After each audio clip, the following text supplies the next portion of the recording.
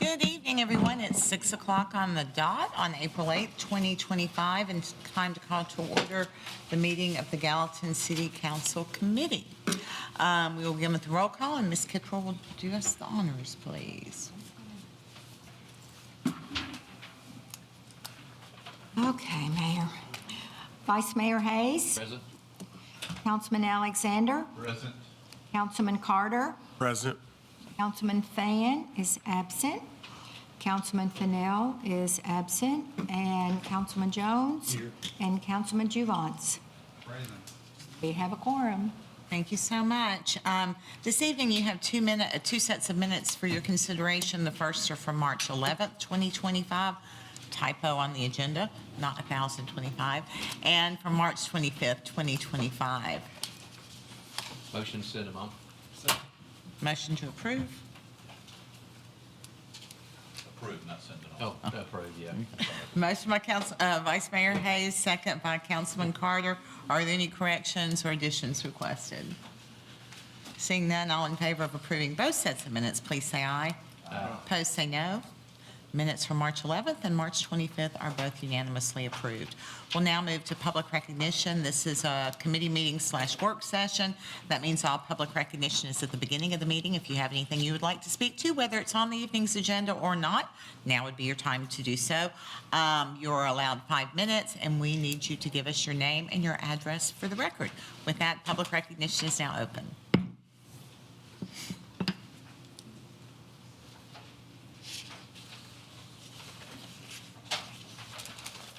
Hi, my name's Martha Zanger with a Z. I live at 151 East Morris Drive. Okay, first of all, thank you, Richard, for taking care of my problem so promptly. I appreciate that. Okay, my greatest concern here in Gallatin is the traffic. I've been talking to Councilman Alexander about it, but I know it has to do with city, state, local, everything else. So while I appreciate the growth and the tax revenue that growth brings, I'm concerned that there's so little walkability in this city. With each new development going in, there haven't been many improvements or expansions to the current road system to handle the ballooning number of cars. People cannot easily join traffic from cross streets onto the right-of-ways, four-way stops, and traffic lights have helped a little bit, but more and more people don't stop at those they just zoom out. If they see that there's a line of cars coming, it's just getting a little bit crazy. And tempers are flaring, and I'm afraid that those kinds of things lead to violence. Although I'm not an engineer or a traffic engineer, I have a couple of suggestions, and maybe you can just think about them and see if they work. When a developer puts in multifamily units, perhaps require that there be right and left turn bays added to the main roadways to allow the straightaway traffic to keep moving so it doesn't back up all the other crossroads. I think if we can stop the impeding the flow of traffic, I think tempers will calm down a little bit. Because people turning left and you're the 100th car behind them, it's very frustrating. Okay, and as we consider new development, please consider the walkability of these developments.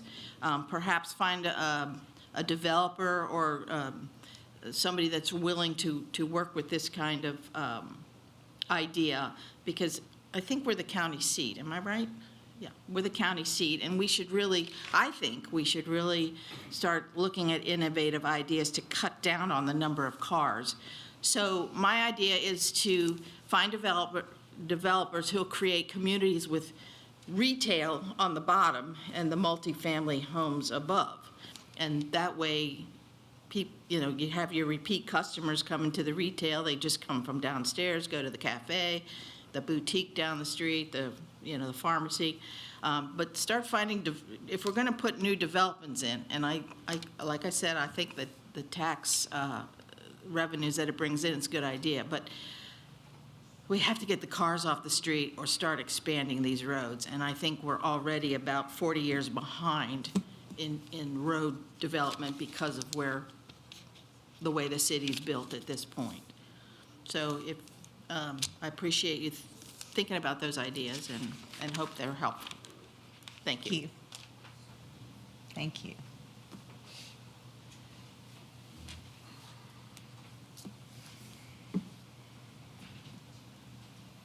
Renee Saunders, 2092 Rodman Boulevard.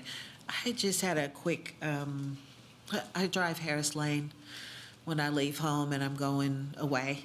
And I had this discussion with you all when you all were voting on the GAP project. The potholes on Harris Lane are ridiculous at this point, and they barely have just started their construction. So I don't know if they're getting worse because of construction materials or whatever have you, but on the little stretch between Nashville Pike and the entrance to Gap Boulevard, and I don't know who I need to talk to ask somebody to please go by and fill those potholes in, because they filled some forward of that between the entrance to Gap and the train tracks. But they did not fill on the opposite side of the road. And so those people that live in that little apartment complex have a gigantic hole right there that we can go around, but in order to go around, we have to go into the opposite lane of traffic so that we don't damage our cars and everybody doesn't need either new tires or a new alignment on their car. And then I just happened to be driving around today and I was on Hatton Track Road. Hatton Track, I think it's called Hatton Track Road. Albert Gallatin now. Yeah, well, it was still labeled as Hatton Track, and I ended up at a dead end. But I had to drive like 2 miles an hour on that little road because I don't know what happened, but somebody okay. So at any rate, I don't live there, but for the people who do live there, I feel bad for them because there's at least 2 spots that really need to be repaired. Thank you for listening. Anyone else wishing to speak this evening under public comment? Seeing no one, public comment is closed. We'll go on to mayor's comments. A few things this evening. First, I want to thank everyone who had no rest this weekend. Either they were worrying about the storms or working on repairing storm damage. So I know that many of our departments were out all night. Mark Kimball actually came to my door bright and early Sunday morning to fix an issue at my house. And I was like, what are you doing here? And he was like, you live here? And anyway, he took care of it. And I was really impressed to see that.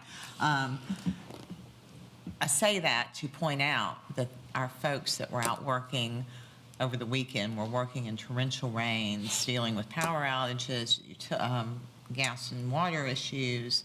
Fire was out helping a lot. Police were out helping a lot. Public Works, of course, was needed in some instances, but we were very, very fortunate. Most of the damage throughout our city was just trees. Our parks fared really well for once, and but a lot of homes did have some tree damage and some other issues, but nothing catastrophic, as we certainly feared as those weather systems were passing through at rapid speed. But thank you for all the work from all the departments to take care of the business that need to be taken care of. I do want to share with you that we have 2 employees retiring of significant service to our community. The first is Miss Dora Tippett, who has more than, I forgot, it's in my email, but I put more than 35 years of service with the city. But I can tell you exactly how many years of service she has with the city.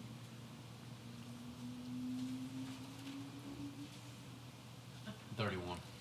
31, it was 31. 31. I want to find it myself. Well, you just answered it. 3/13/1994, 31 years. Thank you, Jill, if I've written that down.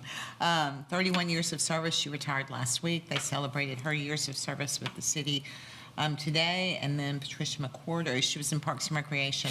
And Patricia McWhorter, who's been with the police department for 44 years, per Chief Bandy. Yeah, 44 years. Is retiring, and her celebration is this Friday from 11 to 1 if you're able to attend. I know she would appreciate it. So a couple of ladies leaving our city after dedicating their working years to the city of Gallatin. We're much appreciative of that. A few events I'd like you to be aware of. American Red Cross Blood Drive is coming up on the 9th from 11 to 4 at the Civic Center. Market in the Park is this weekend, Friday and Saturday. The spring plant sale is on the 12th at the Gallatin Farmers Market, 9 to 1. There is a recycling roundup. This is the Elevate 50, otherwise known as the Senior Citizens Center in Hendersonville, 297 Imperial Boulevard. That's 9 to 1. You probably want to look that up. They take a lot of things that are hard to dispose of, but they don't take some things that you would think that they would. Like we were going through the list yesterday, and they're not taking paint or chemicals, but they're taking mattresses and other things that you would typically be like, where could I take this? Unlimited Potential is having a food pantry on Saturday, 9 to 11:30. Brunch at the Barn, benefiting the volunteer equine advocates, is happening on Colesbury Road from 10 a.m. till 2 p.m. The Greenway Quarterback Club is having their auction dinner from 5 until 7. The Barn Dance benefiting and celebrating the Sumner County Museum's 50th year is from 5 to 9 p.m. happening at Crag Font. This coming Monday is the Gallatin Chamber of Commerce luncheon. Economic Development Director Rosemary Bates will be the guest speaker, so you'll want to be there if you possibly can. And then on the 15th of April is the grand opening and ribbon cutting for Trousdale Place, free little library. And coming up on the 16th is another Red Cross Blood Drive happening at the Civic Center from 11 till 4. And I think that is all for this week, and we will proceed on to the agenda. And the first item on the agenda is ordinance 02504-20, an ordinance of the City of Gallatin, Sumner County, rezoning .33 acres from the agricultural residential district to the PGC Plan General Commercial District with a preliminary master development plan for the Freedom Church out parcel on .88 acres and part of the Kensington Downs Master Plan located west of Greenlee Boulevard, south of Grandstand Boulevard, authorizing the revision to be indicated on the official zoning atlas, repealing conflicting ordinances, providing for severability, and providing for an effective date. And City Planner, Mr. Brian Rose, joins us. Thank you, Mayor and Council. So this is a proposal to rezone. Oh, they're working on it for me here.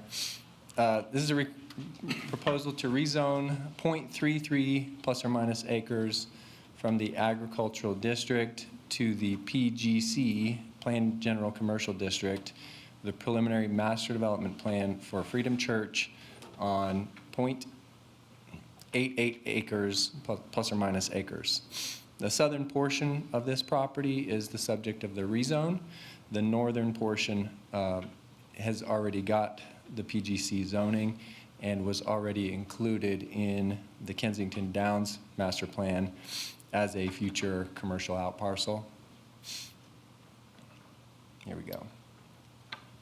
Coming up, maybe? I don't think so. Okay. Well, it might be minus a PowerPoint today. That's Uh-oh. okay. According to the zoning ordinance, the PGC zoning must be at least 1 acre. However, the northern .55 acres was already zoned PGC, and so requesting this additional .33 acres will only serve to create a more conforming lot, and so that would not be in conflict with the zoning ordinance.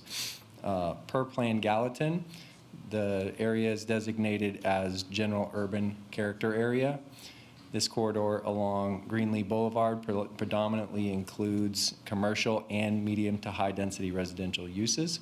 The proposed retail and restaurant use would be an appropriate use for the area and for the Kensington Downs master plan.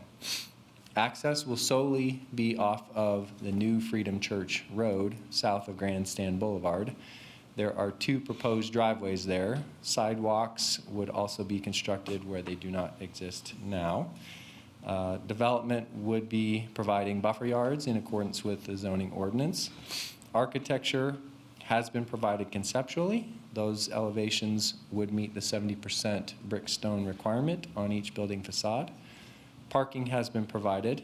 There are 32 spaces provided on site, and then an additional 16 spaces will be shared between that site and the adjacent Freedom Church, and a crosswalk would be provided for them to be able to access the overflow parking.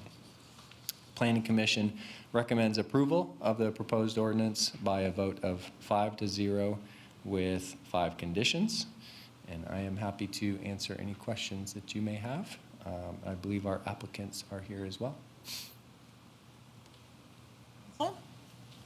Motion to send it on. Second.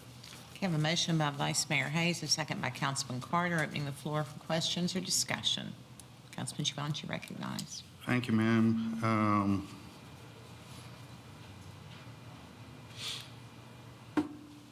I kind of like the idea to have more commercial.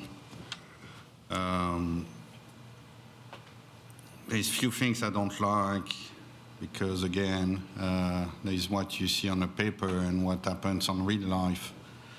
I don't like the access because you're going to enter Kensington Downs, make a left on that small, newly created way, we make a right onto the alleyway garages. And on the same way that the church, so that's a pretty busy church. So that I think that's going to create problems. I think Greenlee is big enough to make entry out of Greenlee. Well, I just don't like the entry on that back end, and the parking on the other side. Was kind of funny that there is already a sidewalk there on one side, and there is a sidewalk going to nowhere on the other side in the middle of the grass. It was kind of funny somewhere. If you look at the... Yeah, that was anticipated to eventually Yeah. allow for some crossover. It's going to end up moving to a different spot, but So that was a waste of money from someone, but that's part of the game. Question I had on the parking on the other side, how that going to work? How are they going to mark the parkings? Because when you share parking with a commercial space, I don't think that's a good idea. But I'm all for the commercial. I think it's not a bad spot, but I just don't like the access on that. I think the access should be on Greenlee. It's big enough. I'm going to let Aaron from engineering maybe speak to the access and why they required it to be on that side. I believe that there are some distance requirements to be certain distance away from the intersection, but I'll let him speak to that.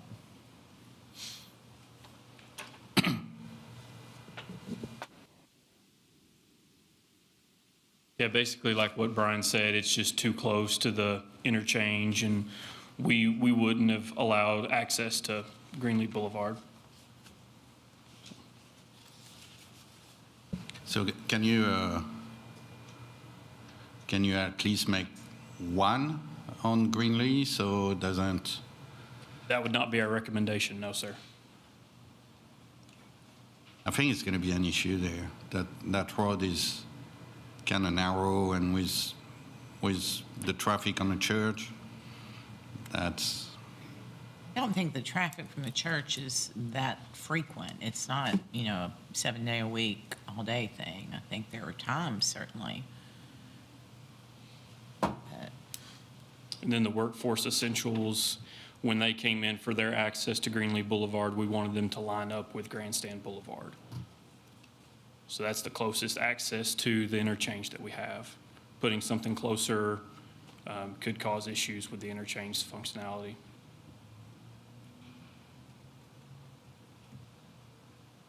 Council wish to hear anything from the representatives for the project? You comfortable voting? What do you wish to do? I'm good. Okay, all those in favor of moving forward ordinance 02504-20, please say aye. Aye. Opposed? Moves forward, the vote's 5-0. Moving on to ordinance 02504-21. An ordinance of the City of Gallatin approving a preliminary master development plan for Wawa at Long Hollow Pike on a 3.53 acre portion of a parcel, tax map 125 parcel 019.10, located south of Long Hollow Pike, west of Greenlee, authorizing the revision to be indicated on the official zoning atlas, repealing conflicting ordinances, providing for severability, and providing for an effective date. Mr. Rose again. Okay. This is a proposal to approve a preliminary master development plan for a Wawa. It's a convenience sales and fuel sales site. It's on 3.53 plus or minus acres, located south of Long Hollow Pike and west of Greenlee Boulevard. So the site is indicated in yellow here. This would be Greenlee Boulevard, and this is Long Hollow Pike.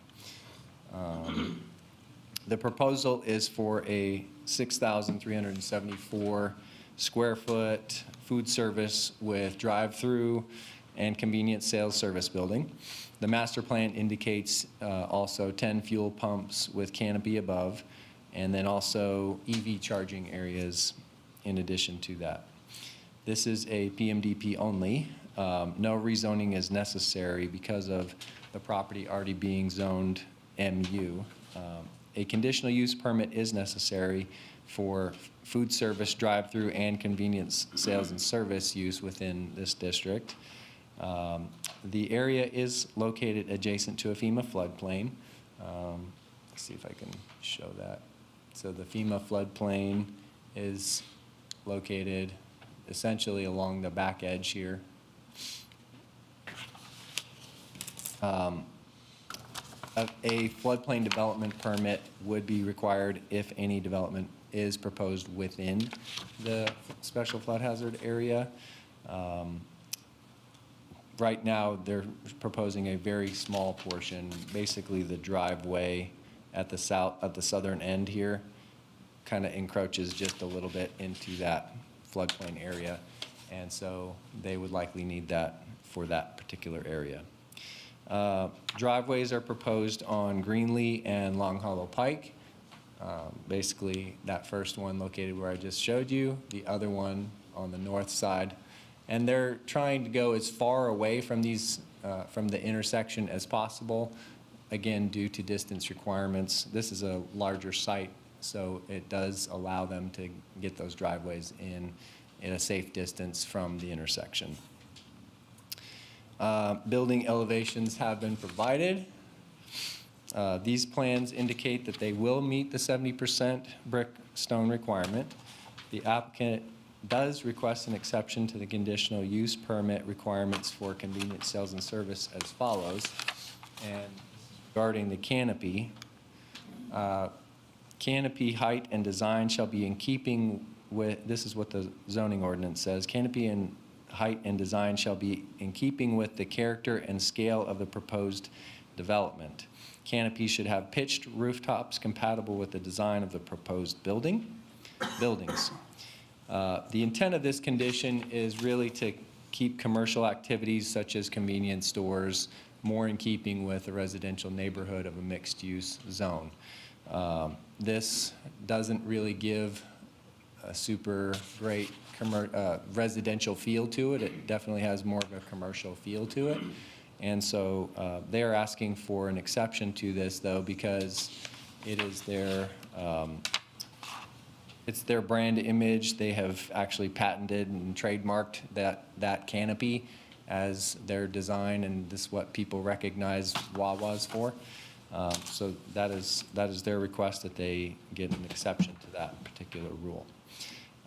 Parking minimums are 42 spaces for this site and 60 maximum.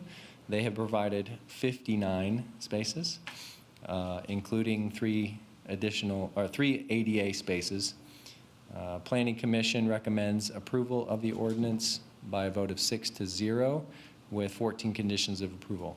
One final note is that this is in an area where TDOT has been currently considering options regarding the 386 project. There is a condition of approval basically telling them that they need to work with TDOT on these designs, and so that's part of the ordinance and the conditions, that they be cognizant of that and work with them on that. Motion to discuss. Okay. Motion to discuss. Second.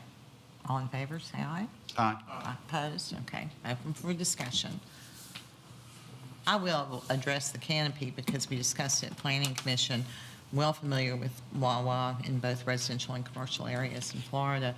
And I actually think their canopy is among the more aesthetically attractive than anywhere. So, I mean, I understand that doesn't match our code, but I don't think it's an ugly canopy at all. I think it's very attractive and well-designed. So that doesn't bother me. I drove by this after I got the agenda, and of course it was raining, duh. But does this property not drop off drastically from the corner of Greenlee and Long Hollow? 47 feet. I was looking at like the tops of the trees. What, 47 is feet. this going to be they're going to fill this, or what? I'm not, obviously, this weekend, I did not get down in there and really look at the property, but the first thing I noticed was I'm looking at the tops of trees sitting in my truck. So it obviously has to drop off quite a bit. Is that going to work? So according to the floodplain drawings, we kind of have to go according to that, and as long as they can build it outside of that floodplain area, they should be able to develop it. They do have to work out their grading as necessary. This is still just a PMDP, so not all of those details are being proposed at this time, but as long as engineering can make it work, they should be able to do it.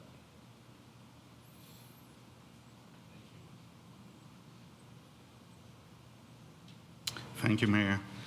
Again, it's what work on a paper and what's happening in real life. I live there, so I can assure you I see that property every time I drive, and I see that property flooded.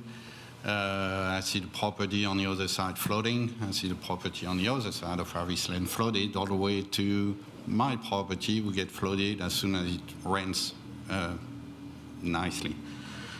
47 feet, based on a topographic map. Because that's the stuff we learned when I was soldier, read topographic map. We didn't need engineering stuff. I didn't know what a Wawa was, so I searched, and actually they have good reviews, so I have nothing against that. But again, there is few stuff. When you live on the spot and you pass by regularly, you realize things were not going to work on a map. Their entry on the other side of the nursery, that's not going to work. There is trucks going in that nursery regularly, and every time a truck goes in that nursery, goes all the way on the other side to enter and deliver their goods. So that's going to be an issue. The flooding, even if the FEMA map is just right there, if you put 47 feet high of dirt, and that's going to be a lot, you're going to change the flow of water. So all the water was going there and was kind of draining nicely, now going to go even further, and that's going to be an issue. And like you say, TDOT, so I remember when TDOT started with the previous plan, when they were talking Belvedere and staff were talking about having to buy the new gas station was on a ride because they had to put the road there. So I'm concerned that with the new TDOT work, if they need to do something there and we let something build there, we're going to have, another issue. And the stuff I think I remember too is that when the owner came for the apartment on the other side during conversation, they mentioned they were thinking of giving that piece of land to the city. So I would have loved to have that happen, but it's going to go somewhere. So I think there is few things we need to change. The entry on Longolo Park, because that's not going to work, and that by experience, maybe on a paper that's going to work, but on real life that won't. And with the backing up of the light too, and encourage you all to go around 5 p.m. on Longolo Park and see what's happening at that light. The light is coming all the way to that entry. So the light Greenlee back up all the way. Even if you have a little, lane to enter, guess what people are gonna do? If they have to turn on Greenlee and the light is backed up, they're gonna make the right lane, turn on the Wawa, exit the other side to bypass the light. So that's gonna be another, and you can stop that. That's human people. So I can say that entrance on Long Hollow Pike is a right-in, right-out. That's how it's being shown there with a little pork chop, minimizing the traffic from being able to turn out on a left turn. Minimizing. yeah, the same way. I'm not gonna tell, I don't even know how the design will be. I know there are some designs that would make it much more impossible to be able to do that type of thing. I don't know that it's been. The same way the pork shop on Harris Lane not supposed to let people turn left there, and they still turn left. And if they have a bigger truck, they go actually on the left lane to turn on the left. So the pork shop probably not going to work. But I think we should postpone until we know more from TDOT, because there is no point of putting work in it if that's not going to happen because of a TDOT decision. So I know the applicant is also here and has indicated if you have some questions about some of this, they'd be happy to try to answer some of those questions. I did hear that it actually may help the process with TDOT if we get through this process and have a decision made. This application did come in prior to when TDOT began having these discussions about making a change to the 386 project. So they are, it was kind of Those of us a that looked at big news the 386 flash. latest proposal, we don't really feel like it's going to address the needs we need it to address. And we've been in discussions, the city has been in discussions with TDOT already regarding this, and working through those types of things with them to try to hopefully get what the city wants to see happen and satisfy TDOT. And of course, always money is at the. They're looking at budget, and we're is at looking at the a long-term forefront. solution. And whatever happens there is still ways down the road. I mean, in theory, this business could be in operation for many years before it were ever affected, so longer than, let me think, the twice daily would have been had that project gone as we originally planned on the timeline. So, I mean, it's not a business decision I'm privy to how they make, but I'd welcome the representatives to speak if this council wants to hear. Yeah, motion to suspend the rules. Say again. Motion second, all in favor? Aye. Welcome you guys forward.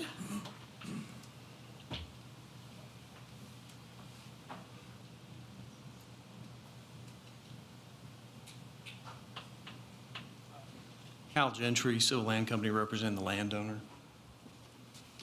Chip Ashley with Kimley Horn, representing Wawa Civil Engineering. Hi, Kristen Ritz with Wawa. Yeah, we'd be happy to answer any specific questions that the council has. We can speak to the ones brought up, if you prefer. Real quick on the lot and how it falls off, we will actually be cutting down at the intersection and then filling towards the back of the lot, so it won't be raised up the full height up, even with Greenlee and Long Hollow at the intersection. So there'll be a little cut and fill there.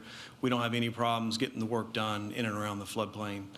The access, we've worked on that. Chip's worked on that extensively with the engineering department, right in, right out only. Lined up with the nursery is actually where engineering indicated they wanted that to be. So that's why it's there. From a flooding standpoint and impact, we're going to be way, way above it, and they're doing all the detention and water quality they're required to do, so there won't be any impact from a flooding standpoint. We did talk to Mr. Brown about donating a portion of this. We're still interested in talking about that, but it'll be the lower portions down by the creek for athletic fields, greenways, things like that. But this portion up here is more for commercial development. And then lastly, we did talk to TDOT today, and they've shown us, or they've not shown us, but they've told us about what their, some of their ideas are, and we're fine continuing to have those discussions. We would like to just go ahead and finish this application process so that we can have those discussions. That's really what we're asking, is just go ahead and move this through with the vote, if possible. Are there any other questions we can answer from an engineering or from a corporate standpoint? Did you have the hydro study done for the floodplain? A water study? No, sir. We're going to be outside the floodplain, so there was not a flood study requirement. And we would, if there is something required, that would be at the final master development plan stage rather than here at preliminary, when we'd worked out with engineering. Yeah, again, like I say, for living in that place, I'm not comfortable with changing even the grade on that, because I think that's going to impact. For the Wawa people, thanks for thinking of us. And like I say, I didn't even know you existed, but I looked, and you have all great reviews and fresh products and stuff. So it's pretty good. But I'm just concerned with the entry. I would talk to engineering to figure why they want it on the other side of the nursery, because that's going to be an issue for sure. And I have an issue with that water, so until I know more, I can't vote yes for that. Thank you. Else with any comments? Did you all want to offer anything further? Just one additional thing regarding the driveways and TDOT. That's under condition for us to work with them, so obviously we're interested in doing that for the best project we can put forward. Right now, the design does have a right in, right out on Long Hollow.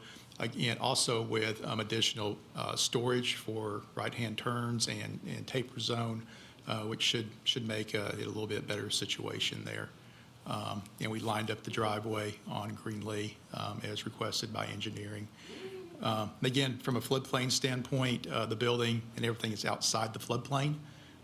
As we design forward, definitely work with engineering for any requirements to do whatever mitigation is required or needed to keep everybody safe. So, Water on your property. That's the important thing. I envision it to be somewhat like the access to the Publix from Long Hollow, which you may not be familiar with, but you folks are. So that, and I don't see people turning left into there. It's not possible. So, but anyway, I heard something. Motion to send it on. Like retaining ponds built into the site plan? yes, sir. Yes, sir. We have a detention pond and water quality or state requirements. Yes. Yes. Yeah, we fence around. We fence around. Just go push that water out anywhere else. I have a motion by Vice Mayor Hayes to move forward to council. Second. Second by Councilman Carter. Any further discussion? Any further questions? Seeing none, all in favor of moving forward to council, ordinance 02504-21, please say aye. Aye. Opposed? No? Vote of 4-1, it will move forward to council. Thank you all very much. Thank you. Okay, item 3 is ordinance 02504-22, appropriating $189,600 from the state of Tennessee for training supplements. Ms. Rachel Nichols, Finance Director. We've received funding from the state for police and fire supplements. They do this annually, and we'd like to appropriate funds to get it on the books. Motion move to council. Motion by Councilman Juvon, second by Councilman Carter. Any questions, any discussion? It's ordinance 02504-22. All in favor, say aye. Aye. Opposed, say no. It does pass unanimously. Item number 4 is ordinance 02504-23, providing revenue for the city of Gallatin for municipal purposes for the 2025 tax year and the 2026 fiscal year. Ms. Nichols. Are getting the budgets prepared, and the tax rate ordinance takes 3 readings instead of 2, as the budget does, so we're bringing that one forward now.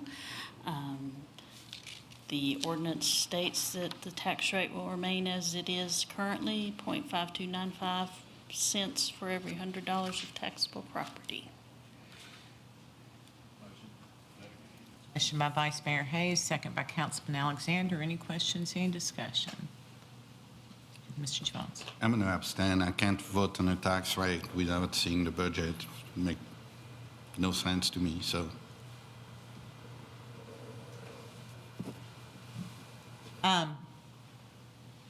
That's why it takes 3 readings, and for timing purposes, we have to start when we have to start, so I appreciate that.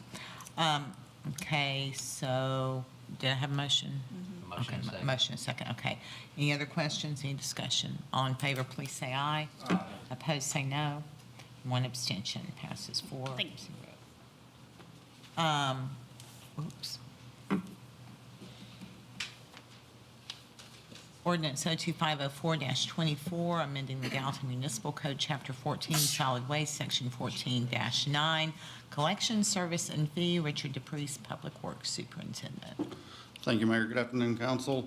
So we were notified back in January from the Resource Authority of Sumner County that our tipping fees would be increasing July 1. After doing the math, they wasn't really sure at first. Then we was told a number, and I think it may be still up in the air what it's going to be.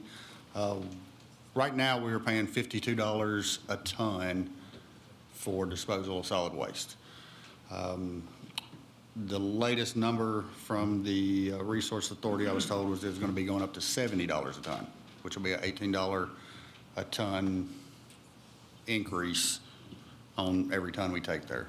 We're taking anywhere from 1,300 to 1,700 tons a month. So it adds up. So what I have in here is an increase of going from $16 per month per can to $21 per month per can. That would cover us for 3 years at $70 a ton. Again, and Vice Mayor Hayes, interject at any time if you want, but I think there's a call still this week, and there's still maybe some more information to be worked out between Rasco and the landfill. So really just wanted to get this in front of you to, I know at the budget hearings, we talked about it, that there was going to be an increase coming, or requesting to come, and to be able to fund environmental services. And I feel like all of you know, but if not, environmental services is fully self-funded. There's not any tax dollars that help pay for environmental services. It's all funded through this service fee that each customer pays. So I don't know if it needs to be deferred until we know a better number. I really just kind of wanted to start the discussion, and again, it's something we'll have to get in place, because we're obviously going to see a change starting July 1st, and we want to make sure to be able to let the Gallatin Public Utilities and White House Utility Districts that does the billing for us to make sure we get everything set up in place in time, so at July 1st that we can make whatever change we have to. I would suggest that we move it forward. If we learn more after your call on Friday, then we can either adjust the amount when we actually, start the readings on it, or we can, or start the, when we have the resolution at council, or we can defer it at that point. I don't see another option. We don't have other options for where we can take our trash. They're going to cost us less by any means. I mean, we're getting to that place in time that everybody's been talking about for 2 decades, that, where you can dump your trash is becoming more and more limited, and we encourage recycling, but there's still a lot of trash that has to go in the landfill, and this is where we are. We're not to the point that I always tell people about, that there will be a day when your trash costs more than your gas or electric, but that's one day will be the real story, so. Councilman Juvance. Not for you, it's for Vice Mayor. Did the resource raise the flat fee for Sumner County? Do what now? Did the Resource Authority raise the flat fee for Sumner County? You talking about for everybody, for just the county, or? For the county is supposed to pay $100,000 a year, I think. We each pay a set portion. Year. Did you raise the fee on Sumner County or just on? This is tipping fees. This is tipping fees. This is not It doesn't have anything to do with that. This is just operation. tipping fee. This Yeah. is just for the dumping. And like Hendersonville pays a portion of the Resource Authority, but they don't even utilize it for dumping. They use it very little. Or they use it very little. I mean, very little, yeah. Hendersonville right now, I think their fee, you and I were talking about this the other day, is $33 a month. Correct. They don't even use us, so. I think we did a study. I think we're the least of any city around here. By far. And if you're in the private trash world, you're paying at least $35 a month, I think. And it, and Even with this, with the increase to $21, we're still several dollars cheaper than anybody around here. And what we're discussing the end of this week is that Smith County is where we take the majority of our trash right now. So they're charging us a set fee, but we're taking 450 tons a day, and they're wanting to cut it to 200. So if they do that, we're going to be stuck with 250 tons we're going to have to take somewhere else. So if we have to do that, obviously it's going to cost a lot more to take that somewhere else. Their fees will likely be higher, plus the transit.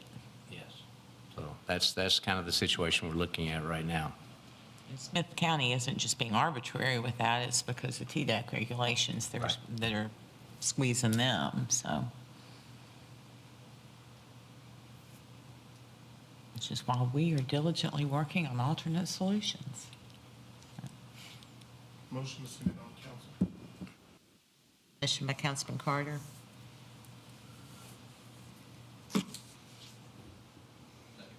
Second by Vice Mayor Hayes. Any further discussions? 4, 1 abstention. Item 7 is thank you, Mr. DePriest. Wait, I've got another one with you, I'm sorry. 6. On my notes, you're taking up too much room on my margin, it's pushing me down.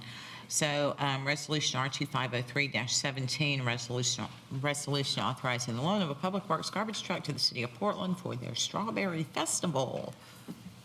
Yes, thank you, Mayor. If you recall, last year, the city of Portland had reached out and asked to borrow one of our small rear-load garbage trucks for their Strawberry Festival. Brought it to council, the resolution passed. We also make them sign an agreement, if it passes, a resolution passes, that they will be liable for anything from the time they pick it up to the time they get it back to us. They obviously pay for the tipping fees for whatever trash is put on the truck, and it was full of fuel last year, so May 9th and 10th this year is of 2025 is when they have asked that to use it. We will not be utilizing it on those days, so. Motion sent to council? Second. Motion by Councilman Juvant, second by Councilman Alexander. Any questions, any discussion? Wax it and clean it back up when you burn Make it all I'll perfect. ask them. I can, if you want to make it a condition of this resolution, It's a resolution R2503-17. All in favor say aye. Aye. Opposed say no. Passes 5-0. Item 7 is resolution R2503-18, authorizing the fire department to apply for the 2025 Auto Club Group Foundation grant. Chief Beeman. Good evening, Mayor and Council. The fire department's requesting permission to apply for the 2025 Auto Club Group Foundation grant.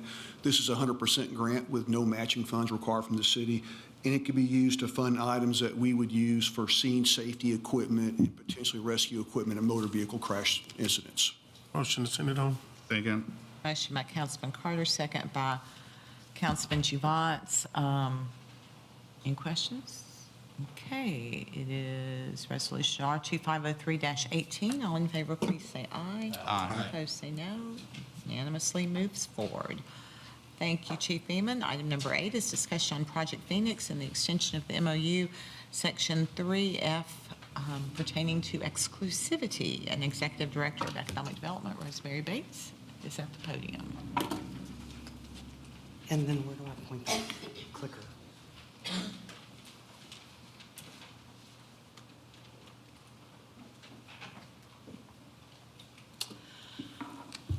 Hey, everybody. It's nice outside. It's really sunny. It's a pleasure to see the sun. Most of you were here, well, half of you maybe, were here last year about this time when we originally brought the Project Phoenix to you, and you voted to enter into a memorandum of understanding with the Boyle Group, and they have representatives here who would like to address you as well. But for those of you who were not on the council, you may have seen some of this information. I've sent you the economic impact assessment, and then last year you all should have, in December, you all should have received from the mayor the City Hall assessment, a space needs assessment. So just to remind you, Project Phoenix, if it develops, when it develops, would take up the block that City Hall is sitting on, and that is City Hall facing Main Street. And then phase 2 of the project would take most of the block across Franklin, where the police department and the farmers market is. And none of that has changed from the beginning of the project. Just to remind you, this is a mixed-use, community-centered development. It will have retail, the hotel, multifamily, some other commercial components perhaps. It preserves land by redeveloping existing property, basically a brownfield, so to speak. It's a catalyst for additional private investments in downtown, and it generates additional tax revenue as well as new jobs. And I appreciate that someone jumped ahead of me today and was letting people know that the economic impact of this project does exceed the way it was proposed and the numbers that were sent last year to an independent company that does this all over the United States. But the total economic impact over the 20-year life of the operations of the project is almost $1.5 billion. Wages would bring in $356 million, and so on, with local sales tax, other indirect taxes, and indirect property tax. When you look at just property tax, annually, the city would receive about $500,000, the county $1.4 million. You can see the annual total, the 20-year total, and currently these properties bring in 0 tax dollars. So that's a significant gazillion billion % increase over what it brings in today. It would create, during construction, a little more than 1,000 jobs, and then after construction, with all of the amenities and when it's built out, would be about 444 full-time continuous jobs. The representatives of Boyle are here to talk to you tonight about a couple of elements of the Memorandum of Understanding. One deals with exclusivity.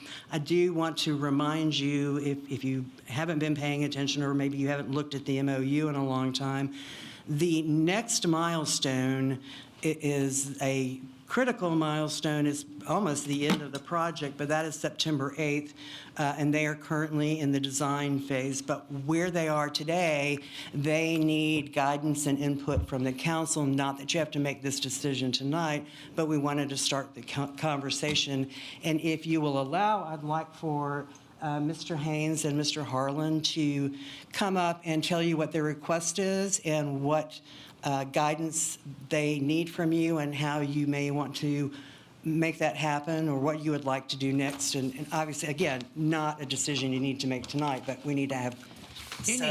We need to move forward on the exclusivity Yeah, the extension. exclusivity, yes, but, yeah, the City Hall guidance. Is it okay, or do we need to? Motion to suspend the rules. Absolutely. Second. All in favor? Aye. Gentlemen? Have at it. Thank you. Thank you for having us. My name's John Harlan with Boyle Investment Company in the Development Department. And I'm Jeff Haynes, a partner at Boyle. We're here tonight to address, a couple of things, primarily just this exclusivity, year-long portion of the memorandum of understanding. To date, we really broke this into a couple of different buckets in the MOU. The first 6 months are primarily spent on the due diligence of investigation of the site period, which had passed. We had invested today close to $100,000 in soft costs that we have committed to civil engineering, traffic study, offsite impacts related to this site. We've then moved into what we call the schematic design phase of the project. And at this point of the project, again, we would love to continue to have exclusivity related to the developer to continue to pursue a potential project agreement with the City of Gallatin. At this point where we do stand, when we talk about schematic design, one of the biggest pieces of that is related to the current City Hall and where it stands today, and how having either City Hall remain as the existing City Hall and reinvested in, or having a new City Hall and how that plays into our design for the development in this block is really crucial for us at this point. Where we've taken the development to this point, it's very difficult for us to continue moving forward on the private investment side without some direction on where we can make this block fit with or without a new City Hall. So we do want to bring that as an attention, just as an ask for the council moving forward in discussions, and how that will impact how we look at the rest of the development and our planning efforts as we move forward, as Rosemary mentioned, toward this September 8th deadline with our guidance on design that we need to confirm per the MOU. So again, we appreciate you guys hearing us out.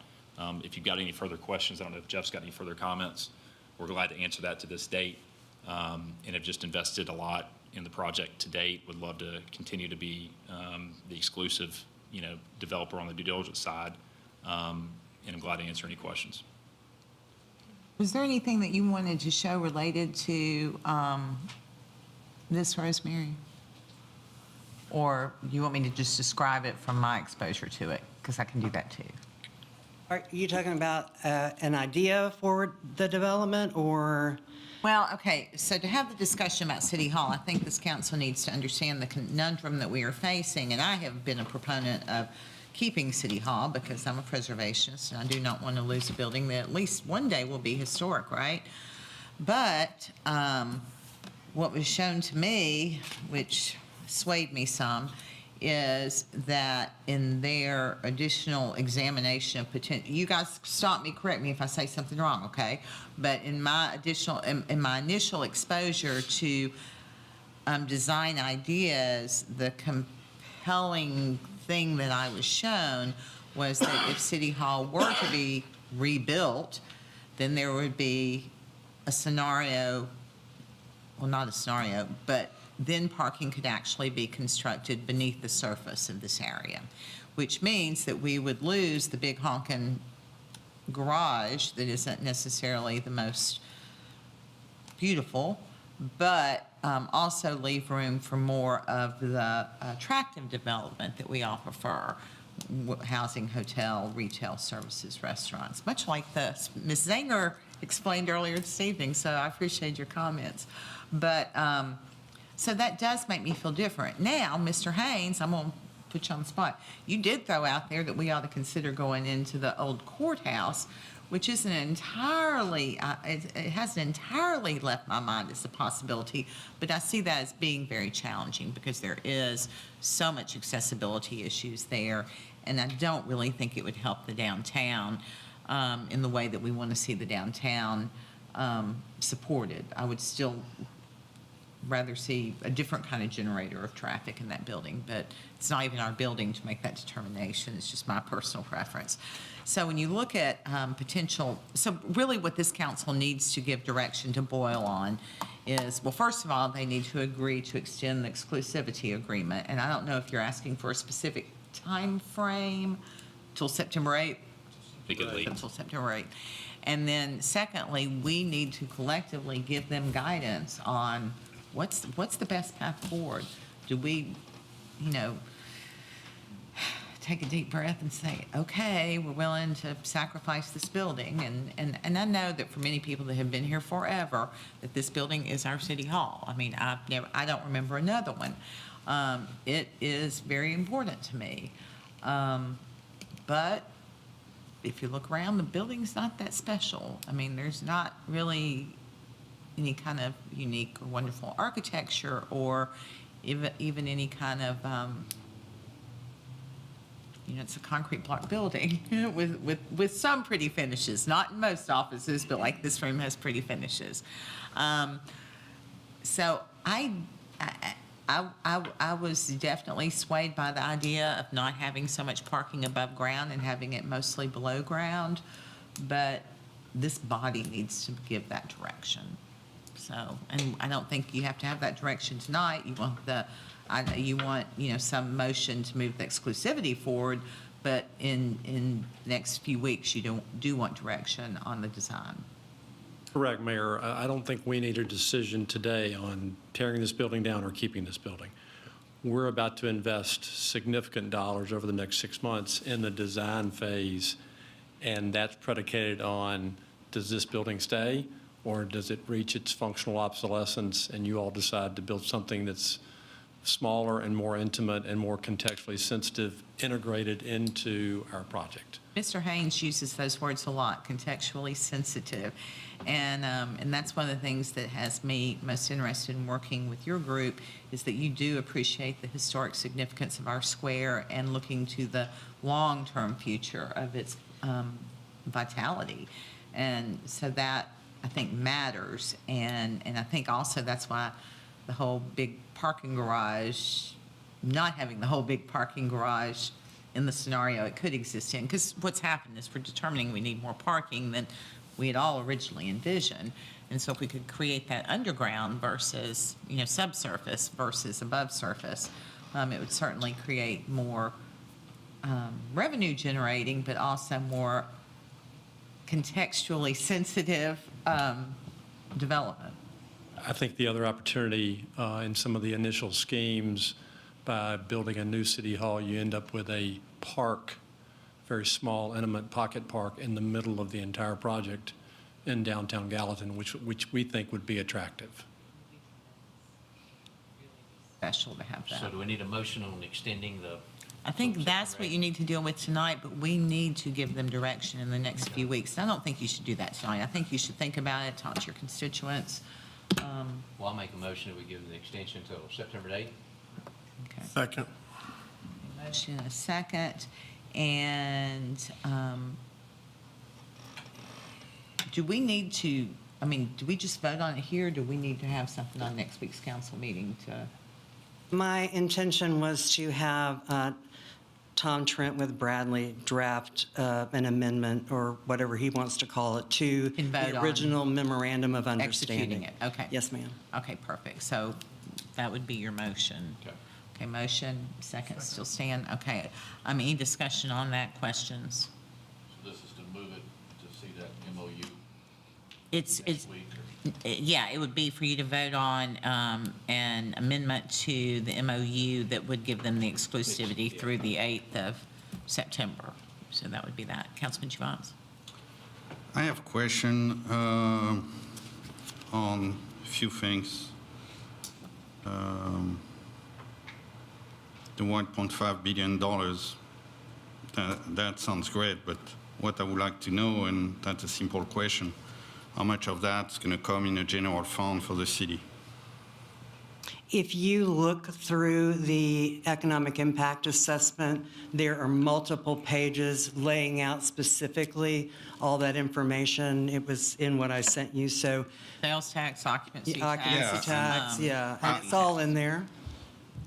I love when we're talking about independent company, and I turn the first page, and the first page say that all the data as given by the development team and the organizer, and if I go on second page, say all the data was given by the representative of the city of Gallatin, and when I start reading through it,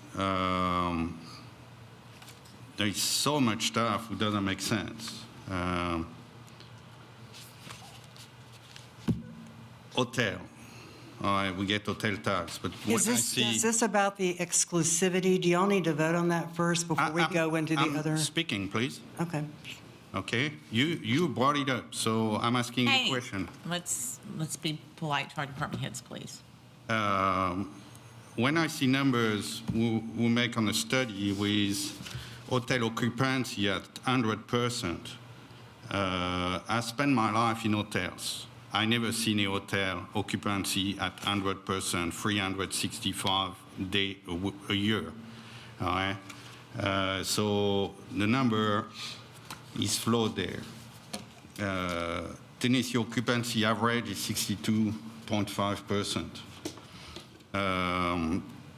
The retail side number, they make no sense. I'm Okay? sorry, I didn't understand what you just said. The retail side number per square foot are overinflated. How do you determine that it's overinflated? I mean, because truly, I don't know how these things are analyzed. That's why By we running use an numbers and independent by company. doing some research, okay? When you have Walmart, who generates $400 per square foot, Target would generate $300 per square foot, and you get number here who show $790 per square foot for a retail store. They have to make a lot of money to arrive at that level. Same for the food. Okay, All right? realize that you're comparing very, very large box stores to very, very small retail stores. Box So you store compress that. are easier to run that small business. And I know per experience because my wife ran a small business before, so Gotcha. I know how that works.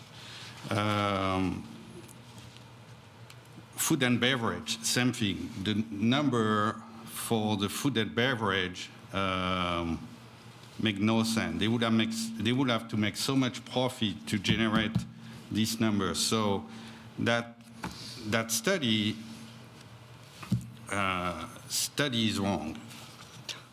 That's the numbers are wrong in there. But again, if we look, like you say, 20-year total on the sales tax generated $3.3 million. So what I'm looking at is how much money is going to come in the city. I don't look at how much money is going to go outside because my question again is the same, and looks like I can't get any answer on that one. How much that's going to cost for the city? Because these guys did their study, it's great, but I haven't seen yet a study on the city side who's going to tell us how much the project is going to cost the city, whatever option we take. Whatever option, if we keep the city hall or not, we should have a study there would tell us if we keep the city hall, that's going to cost us this amount of money. If we don't keep Now, the you city have that hall, information from the assessment, but it all depends on the design. That's the thing that we've got to get to before we start understanding what kind of costs we're looking at. We have an idea on the fire hall. We have an idea on the city hall. We haven't gotten to the police department yet, and we don't know what kind of terms we're going to reach on the actual development, how much the city will bring in. We do know that at some point, City Hall has got to either be retrofitted or rebuilt. We do know that this fire hall is going away pretty soon, so it's got to be replaced regardless. So what we're facing is an opportunity to redevelop existing land, bring in revenue, positively impact Tower Square, and meet our city government's needs in really, I think, a very creative and responsible way. And I'm sorry that you think the study is wrong, but I would love to hear a better option for examining how the economic impact happens, because the economic impact happened related to ball tournaments and related to the Wawa coming in and related to the people who build multifamily. They go in, they look at the population, they look at the demographics, they look at the geography of the place in this country, and then they take the types of services and types. I mean, I don't know how they, I'm telling you all the things that they have to consider to figure something out. And so you can say it's wrong, but I can't, until you can tell me how it can be done better, I don't agree that it's wrong. You're telling me that running number with 100% occupancy on a hotel all year long is the right number? I don't know why that number's there. I'm happy to ask Younger and Associates to return. They were here when we presented that information.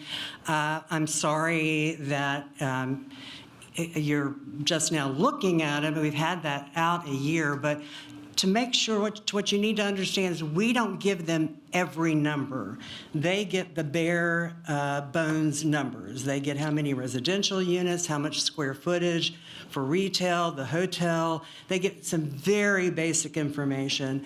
And then they are a for-profit company with proprietary metrics and software, and I'm sure they will share with you to some degree how they arrive at their numbers, but they're not going to give away all their proprietary secrets to, have their competition try to challenge them or whatever. But I'm happy to bring them back.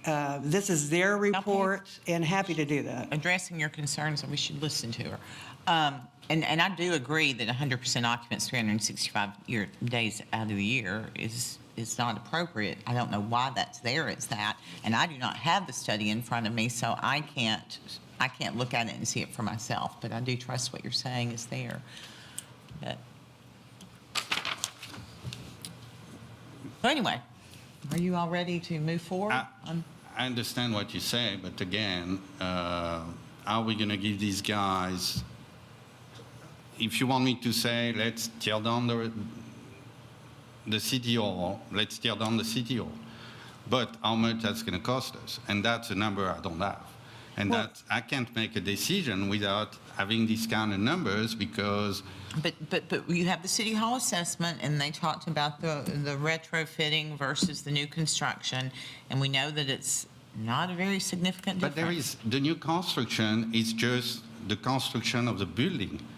How much it's going to cost if we tear down the building to move everybody out to find another place to put the city government? Same with the fire station. We're talking about that fire station for years now.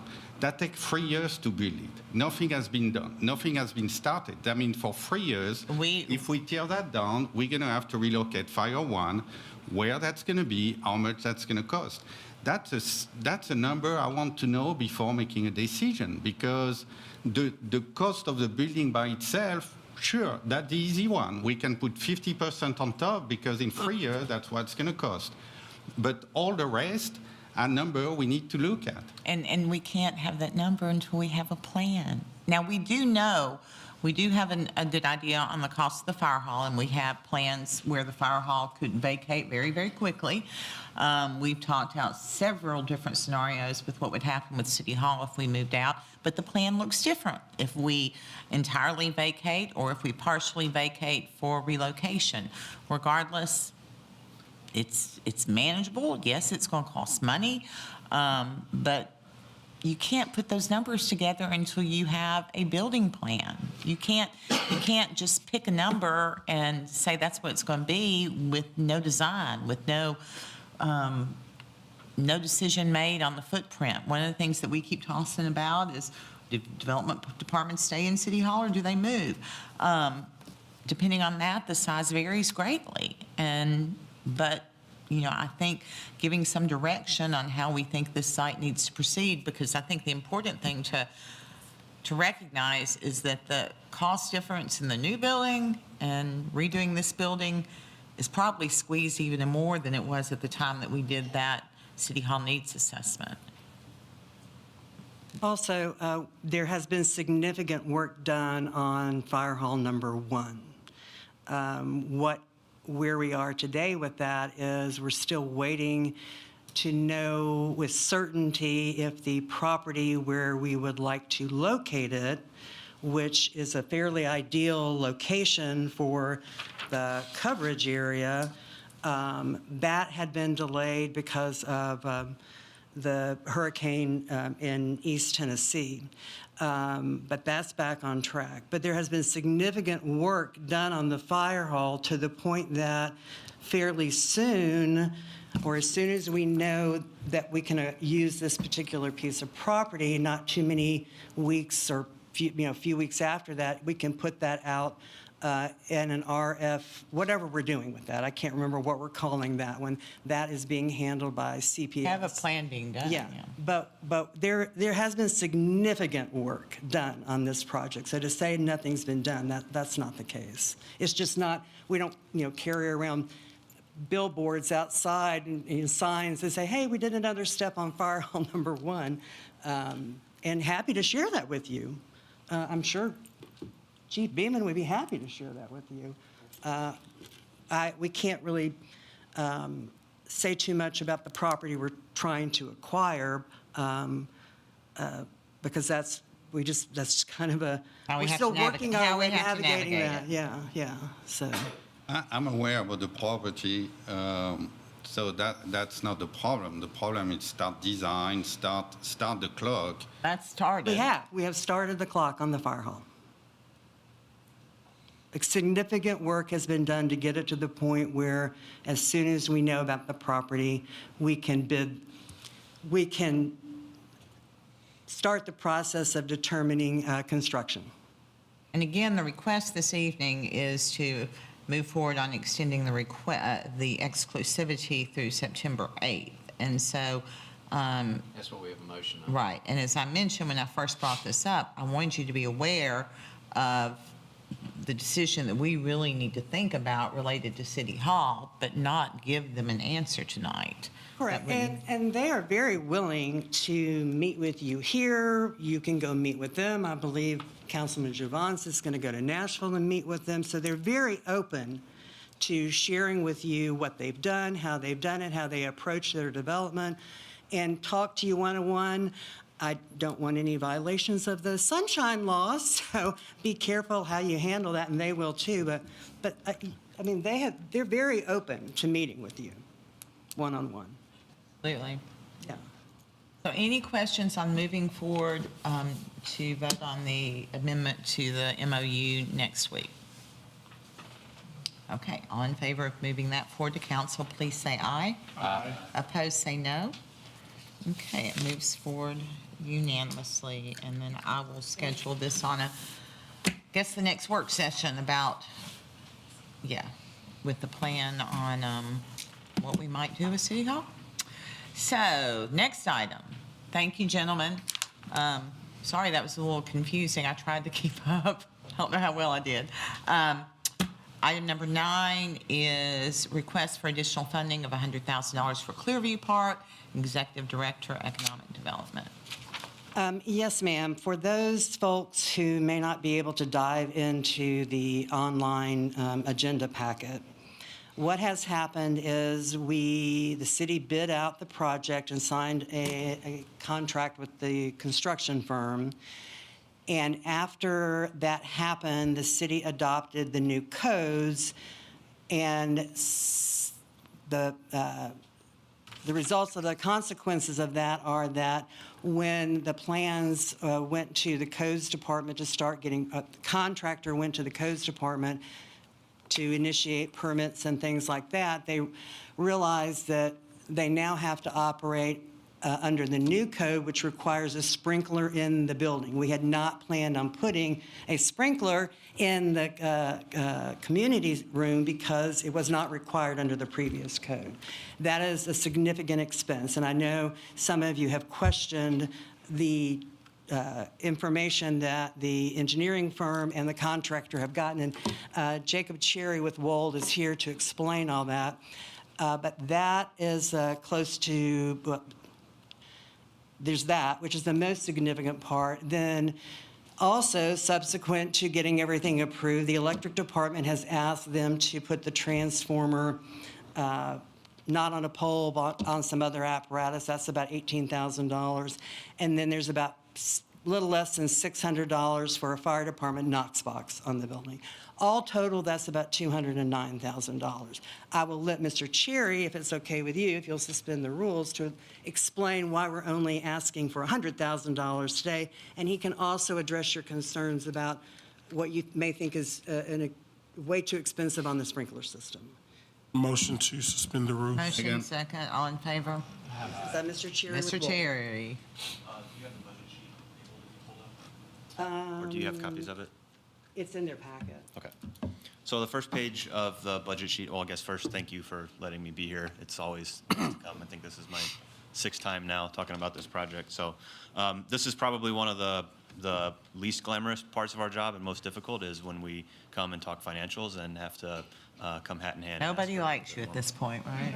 Right, so I understand that, but I do have some good news here. So I want to get into the numbers, and then we can talk about the consequences and what we're going to do for the next step. So last time I was here in October, I presented the results of our construction bid, and then you folks appropriated some money to fully fund the entire project. We had presented a proposal for the building plus some site work, and y'all made the decision to go all in on it. As Rosemary alluded to, when we put that project out to bid, we were in August. The City Council adopted the ordinance for the new 2024 codes in August, and at that time, you amended the 2024 code in a way that was different than your previous amendment to the previous code, which changed the threshold for the size of the building that requires a sprinkler system. So when we met with the all-department meeting in April last year, we confirmed that there wasn't a requirement to sprinkler the building at that time. Subsequently, when the City Council adopted the ordinance, we bid the project and got into the contract. The 90-day window after that ordinance was adopted required a sprinkler system to be added. When we had our kickoff meeting in January, so that would have been mid to late November, when we had our kickoff meeting in January, that's when we were alerted, so we started this whole process to figure out the cost for the sprinkler system. So on the budget sheet in front of you, I have the base contract amount and then an updated line item for contingency. So last time I was here, Councilmember Juvance asked us if we would waive our added services fee for the additional appropriation. So we've added that, rolled it into the contingency. So you have an updated contingency now that was greater than the 5% that we originally recommended. Then you've got your below-the-line costs for your geotechnical services, special inspections, and our design services. That's been updated. What I'm presenting here is a change order proposal for $209,000, $129,07. And the reason that we're not asking you to appropriate that full amount is because we have contingency in the project. The other item that was not a hard cost in the bid was the unit cost allowance for soil corrections. I've got that in the upper right corner. So we're tracking the amount of soil amendment that we had to do to actually put the building in the ground.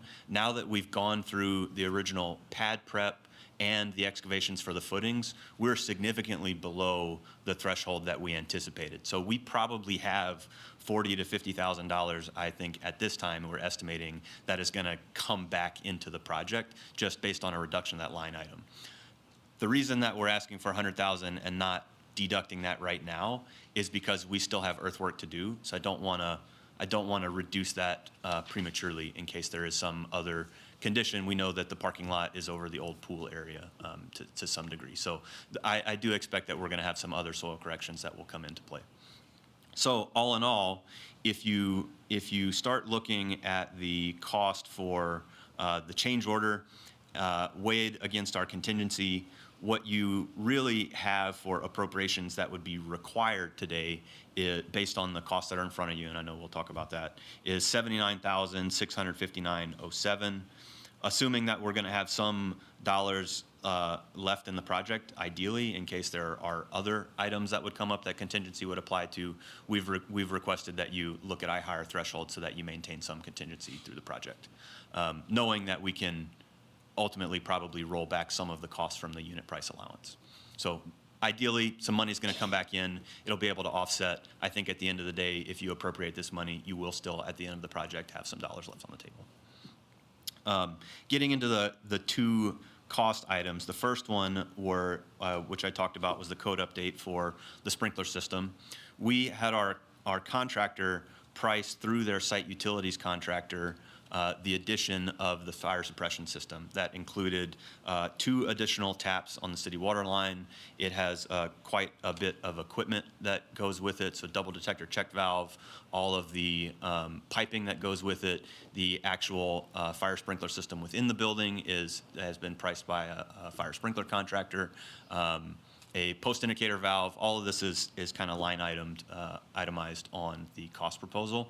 You're looking at, for that grand total number, in that there's about $76,000 worth of material and $26,000 worth of labor and about $21,000 worth of equipment costs that just go into the executing of the work. So What's the square foot on the building? the building itself is right around 3,900 square foot. Yeah, I mean, that number seems so crazy to me. I mean, per our codes, per our reason for allowing that in our building codes, was we were looking at about $13 per square foot for commercial properties. This is so beyond that, and so not necessarily criticizing the bid. If it is in fact accurate and the best bid, it makes me really concerned about what we've done with our building codes, because that is adding a significant cost for a really small retail building that most people could not execute. Yeah, and that, I have questioned, and I don't want to question your reason for doing this, but the threshold in the building code is significantly higher than even what the last version of your amendment was. You had modified it down to, I think, 5,000 square feet across the board, and now it's down to 3,500 square feet. So we were kind of right in the middle of that, which is why we flipped over.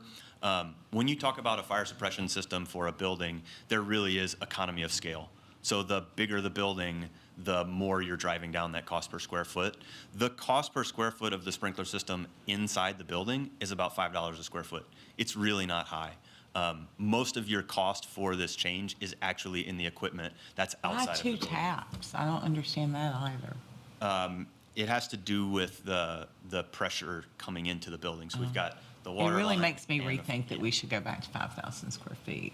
Understanding that cost is just tremendous. For a building of this type, the code, I believe, it has that limit at about 14,000 square feet. So you're less than a third of what that is right now. So, Councilman Giovanni? I remember being on your way on that, saying that's going to hurt us somewhere, lowering at that level. But you talk about bid. How many bids we got on that? Or we just went back to the contractor we use and asked him to get a bid? it's a great question. We actually got a proposal from the site utilities contractor, and in that process, we said, wow, this looks high. It would be really great if we could get a gut check from another contractor, get it priced. So the original contractor for site utilities was Crowder Construction. They're a Lebanon firm, and their cost came in, just their direct cost was about $25,000 higher than what we have here in front of you. When we got that proposal, we asked the contractor to go back and shop it out to another subcontractor. So he's actually proposed replacing his site utilities contractor just so that we can get a better cost on this. So it's a pretty significant undertaking on their side, and I have no reason to. We appreciate that greatly. I mean, Yeah, truly we do. It's just, I don't have any issues with us allocating the funds, but I do have issues with the impact of a decision that we've made, so. We have that in almost every piece of code. Don't we have anything for the sprinklers? We say that at the mercy of the fire marshal code, that he can give exemption, because we do that for, that's on the code for the accesses. Typically, what we have prescribed to, that is if we're requiring it for investors in our community, we need to require it of ourselves. And I have a hard time departing from that. But I also have a hard time faced with the real hard cost for such a small space and what that means for small buildings in our community when people are trying to, create their own. We do 2 buildings. I'm sorry?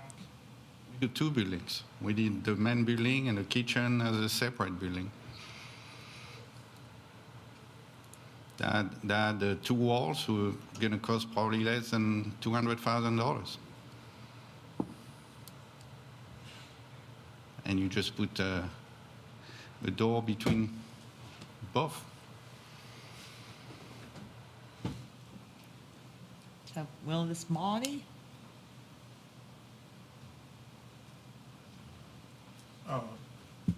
I think we should make the motion to allocate the funding.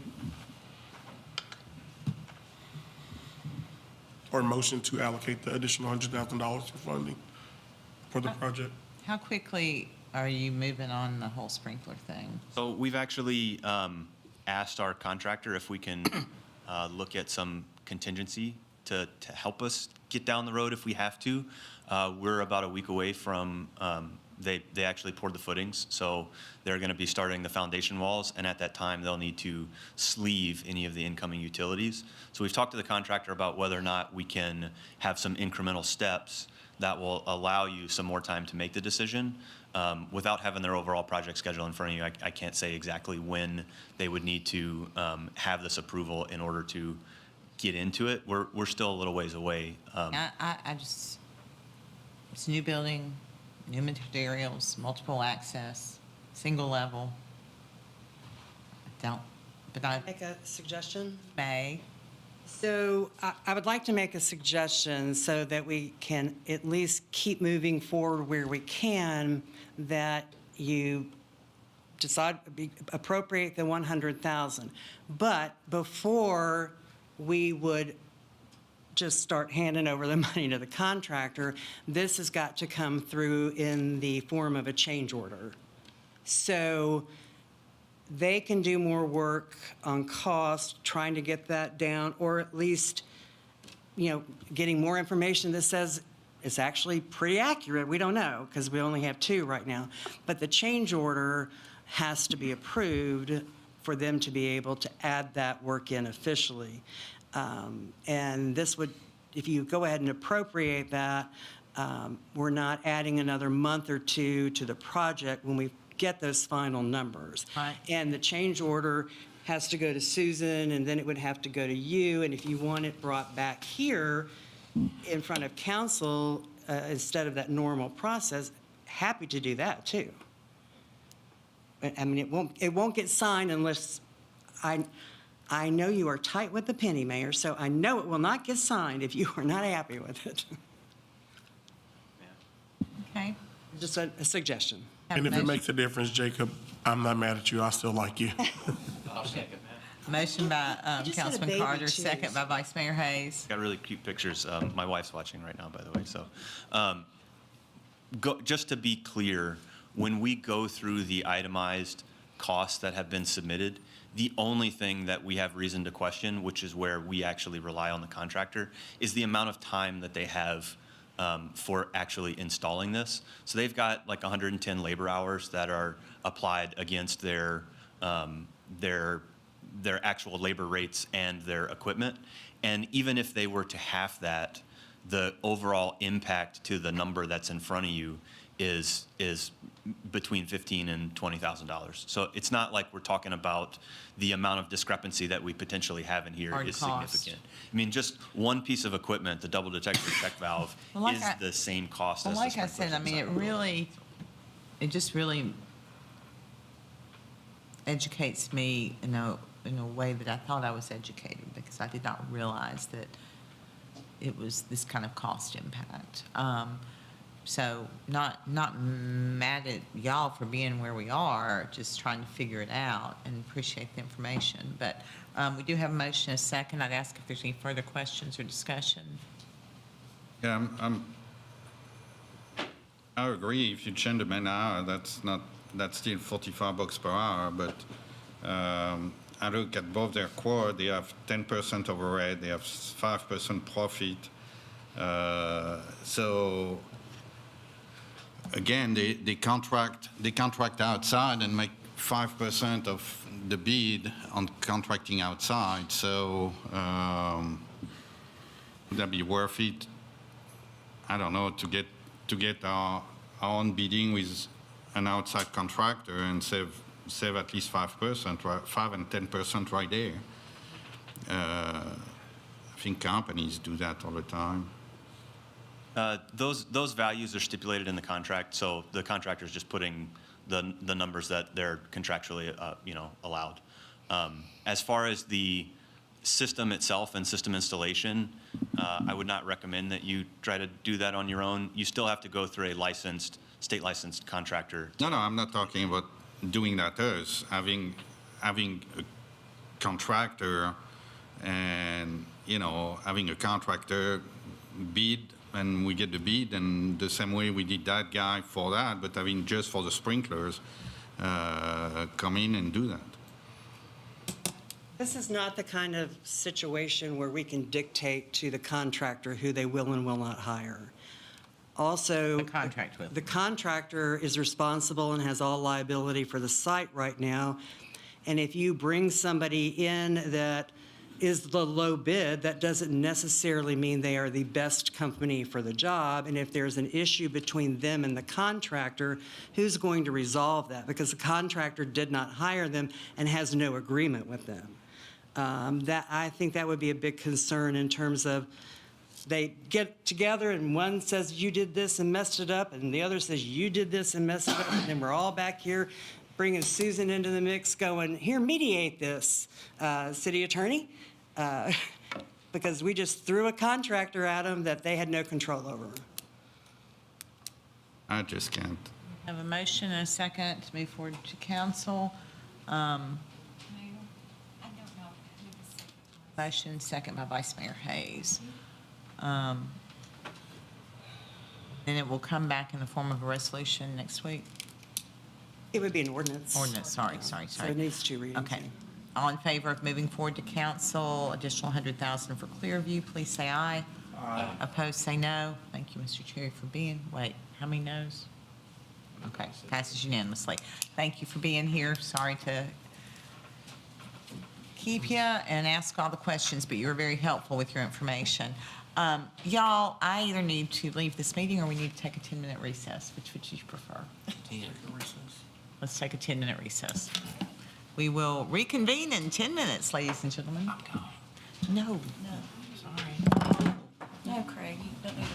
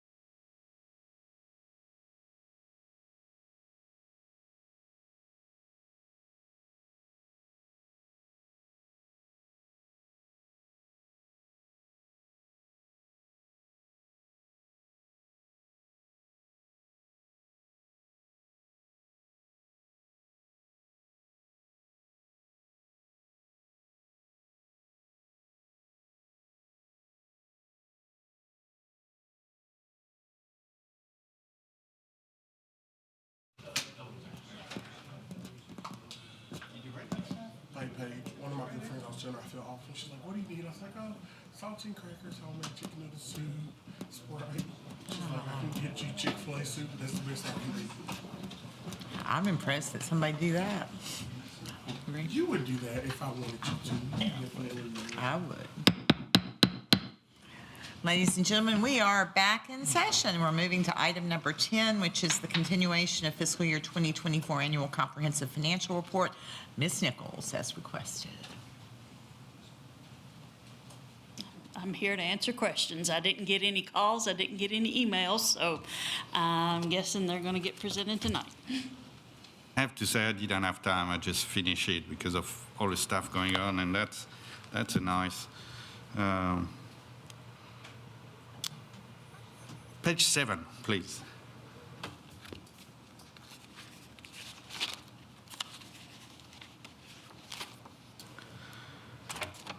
You're talking about transfer of $47 million.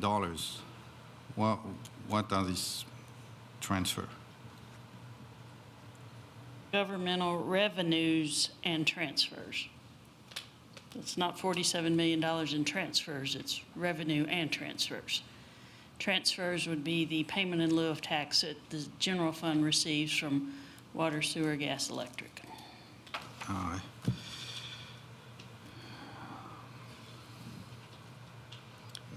Page 8 is not a question. I think the comment is really interesting.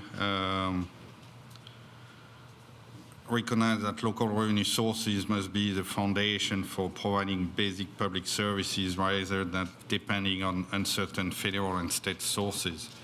I think that's really true, and that's what we should look forward to.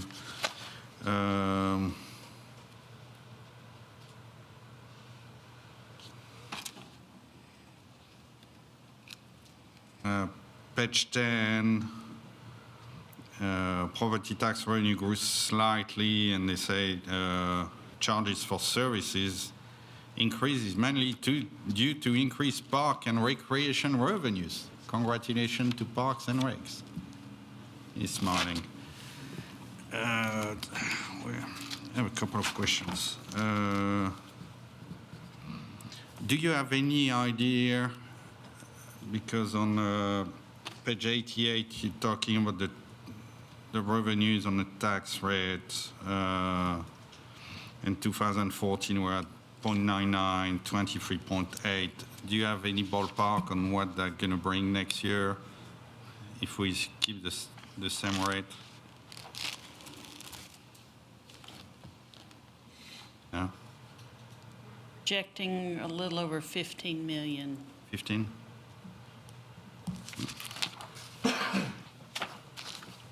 And one was really, I really wonder, page 102, financial trend, that's really interesting stuff, but the expenses, first line on the general government, 23 were at 11.5 mil, and 24 we jumped to almost 25 mil. Why that? That's where the ARPA funds were reported. So the ARPA fund were reported on They're included in the general government. in 24. Okay. Thank you, ma'am. Thank you. Okay, anyone Anybody else? else? Thank you, Ms. Nichols. So, next is item 11, which is the plan of service report from our city planner, Mr. Rose.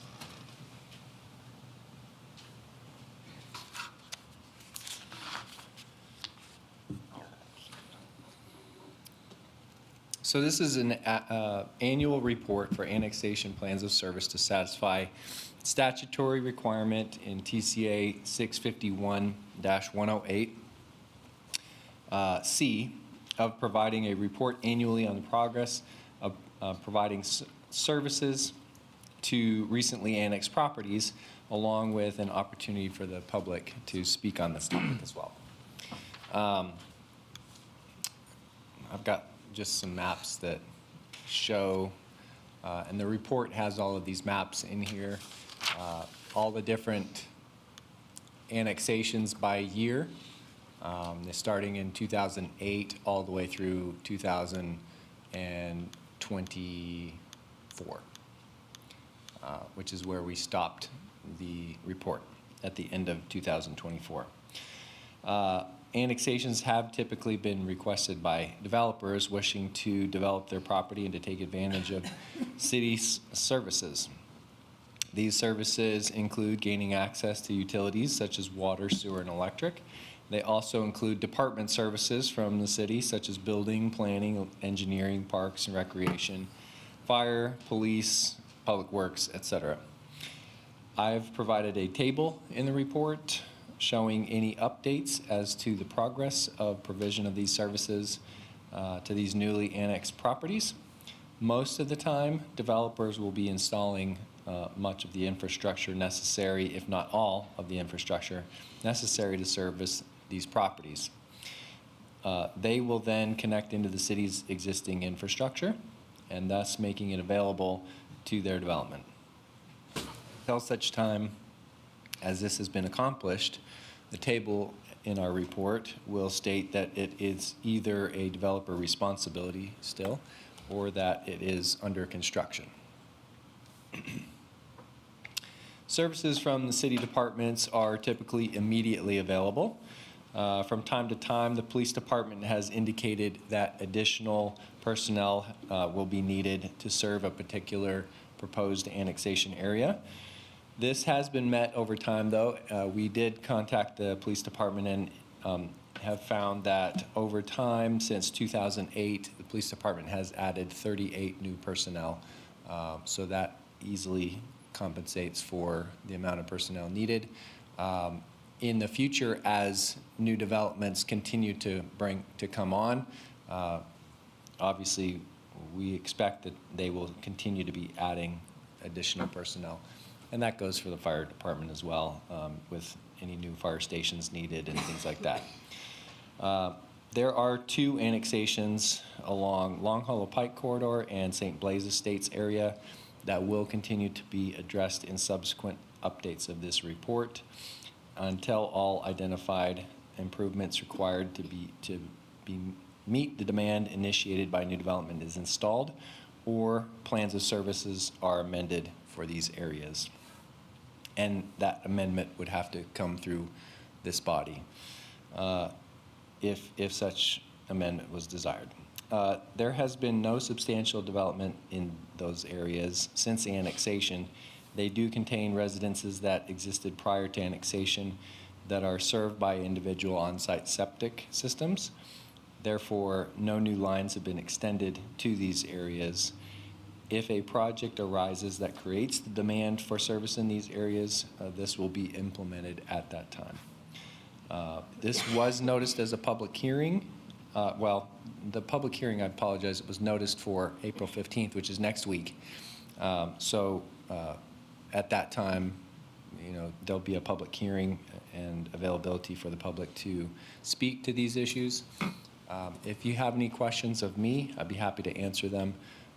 And of course, we will also continue to provide a 6-month report for new annexations that do come online for the very first time before this annual, but we'll expect to continue to do this report on an annual basis from here on out. Mr. Rice, does anyone have any questions? Mr. Javance? I'm going to talk about the Long Hollow corridor annexation. As usual, I still disagree with the interpretation saying that implementation at that time when needed. That's not what the 2008 says. And to make sure, again, that everything was right, I got the minute of May 2, 2008 on the annexation, and it says, Mr. Gregory stated the water is okay, White House installed the fire hydrants, and the sewer plants have been approved by the state, and is waiting of the environmental study, and everything is on track to be completed in the required 5 years. So, is the director of Public Utility at that time say that need to be done in 5 years. The interpretation saying that will be done when needed is not right. And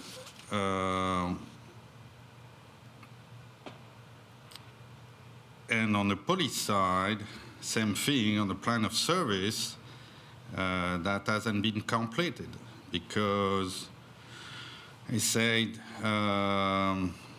the geographic location and size of the area being considered for annexation was not annexed will require the formation of an additional zone for police service. The creation of new zone will enable the police department to fully service the annexed area. So that, I don't think we have a new zone back there since. Maybe I'm wrong, but I don't think so. And again, if we look at the number of officers, new annexation, the first thing you say in a paper is that we keep the same amount of service or better. And if we look at what we had in 2008, what the police was serving in 2008 compared to now, in 2008, we had actually better police service on the population that we have now. We had one for 445 and one for 506. So I think we need to, because that has been going for years and years, I think we need to put that to rest. And I would like to get the sewer mention out of the plan of service for the Longolo corridor so we can shut that plan of service down and actually be in compliance with annexation. So that probably should be an easy thing to do. Susan?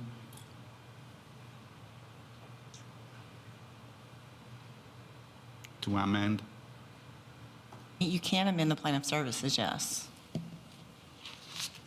Just a resolution? I would probably need to look at that a little bit more to see if we can do it resolution or ordinance.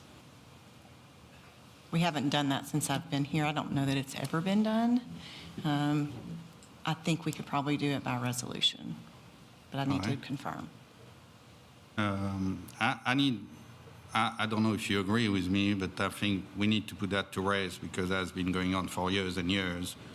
And I think the language is clear on the plan of service, doesn't leave interpretation when it says need to be finished in 5 years.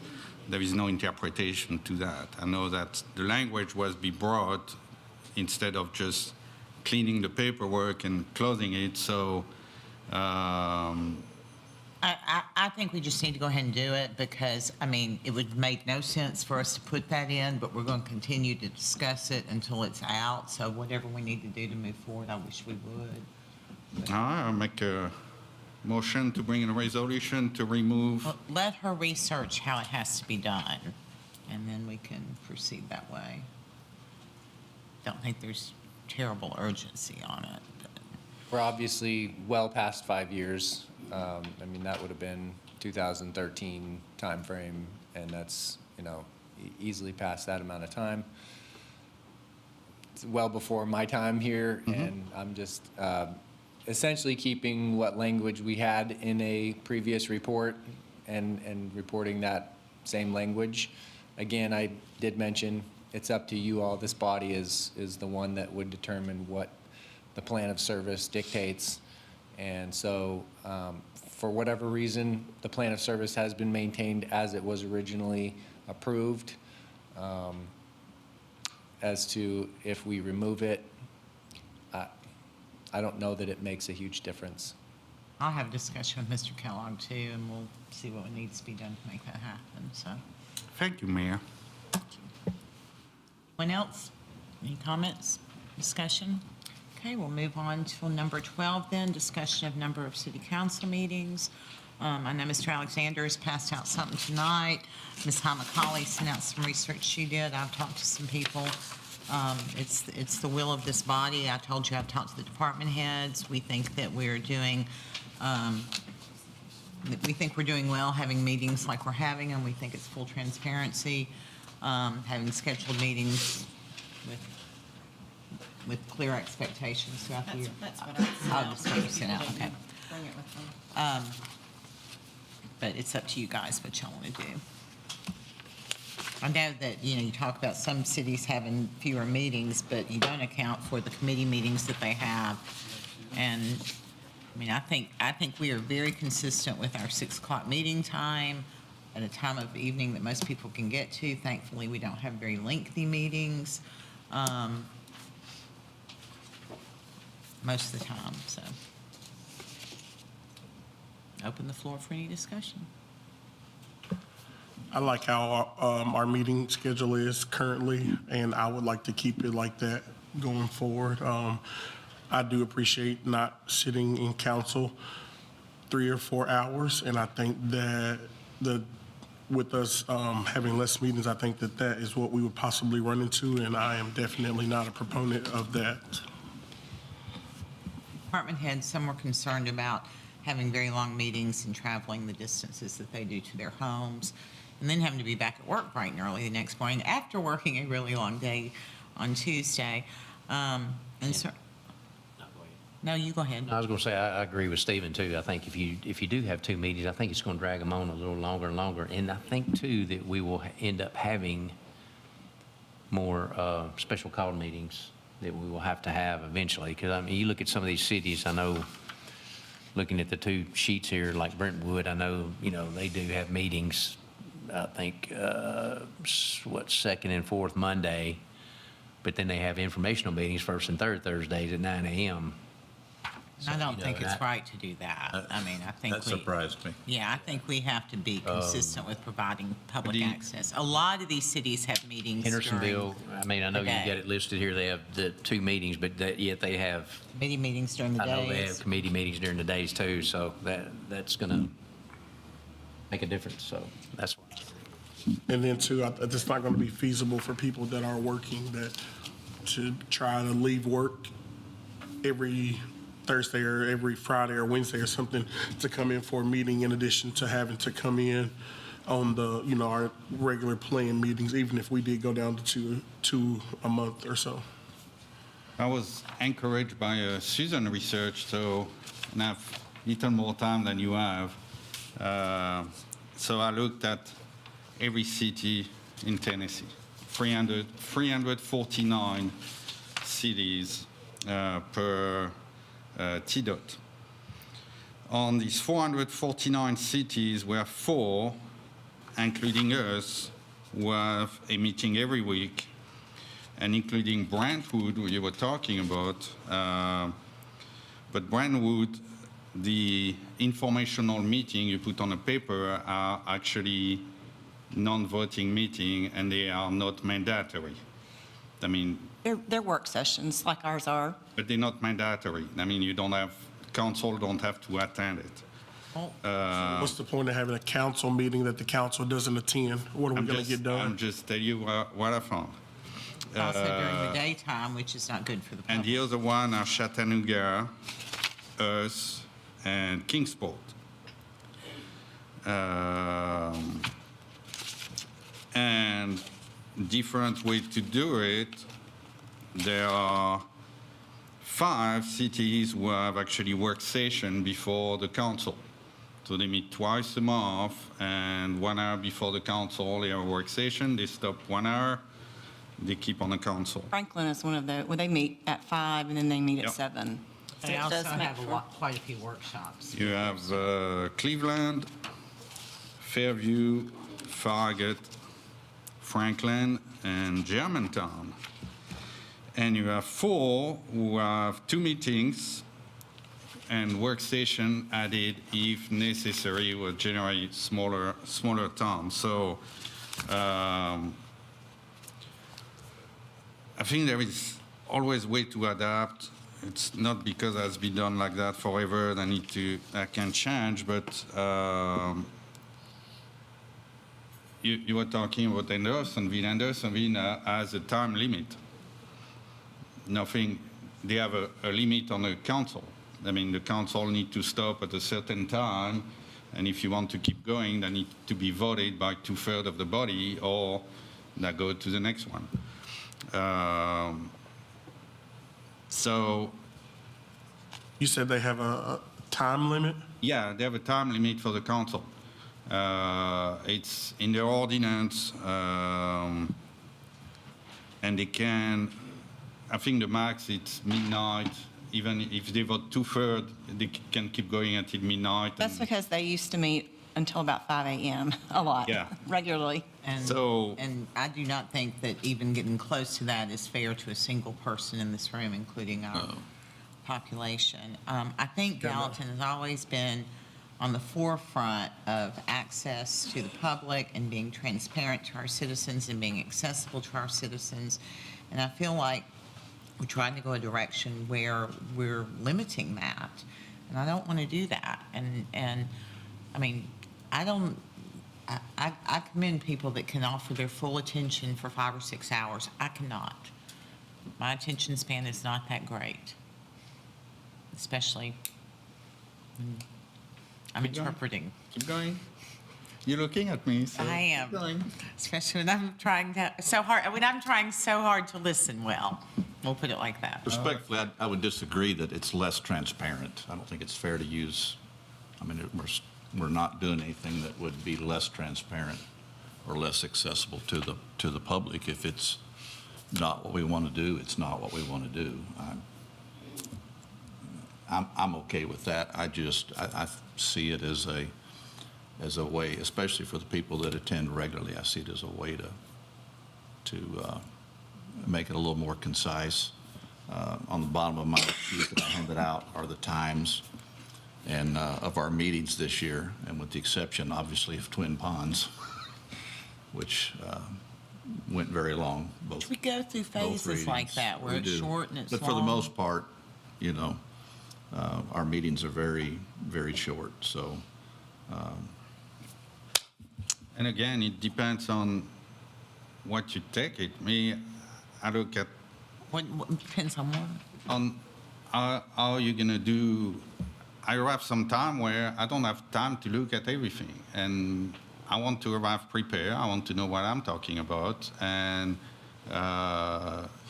with work, because I'm not retired, so I have to go to work sometime, and if I want to spend time on getting ready, sometime once a week, and that take all my time.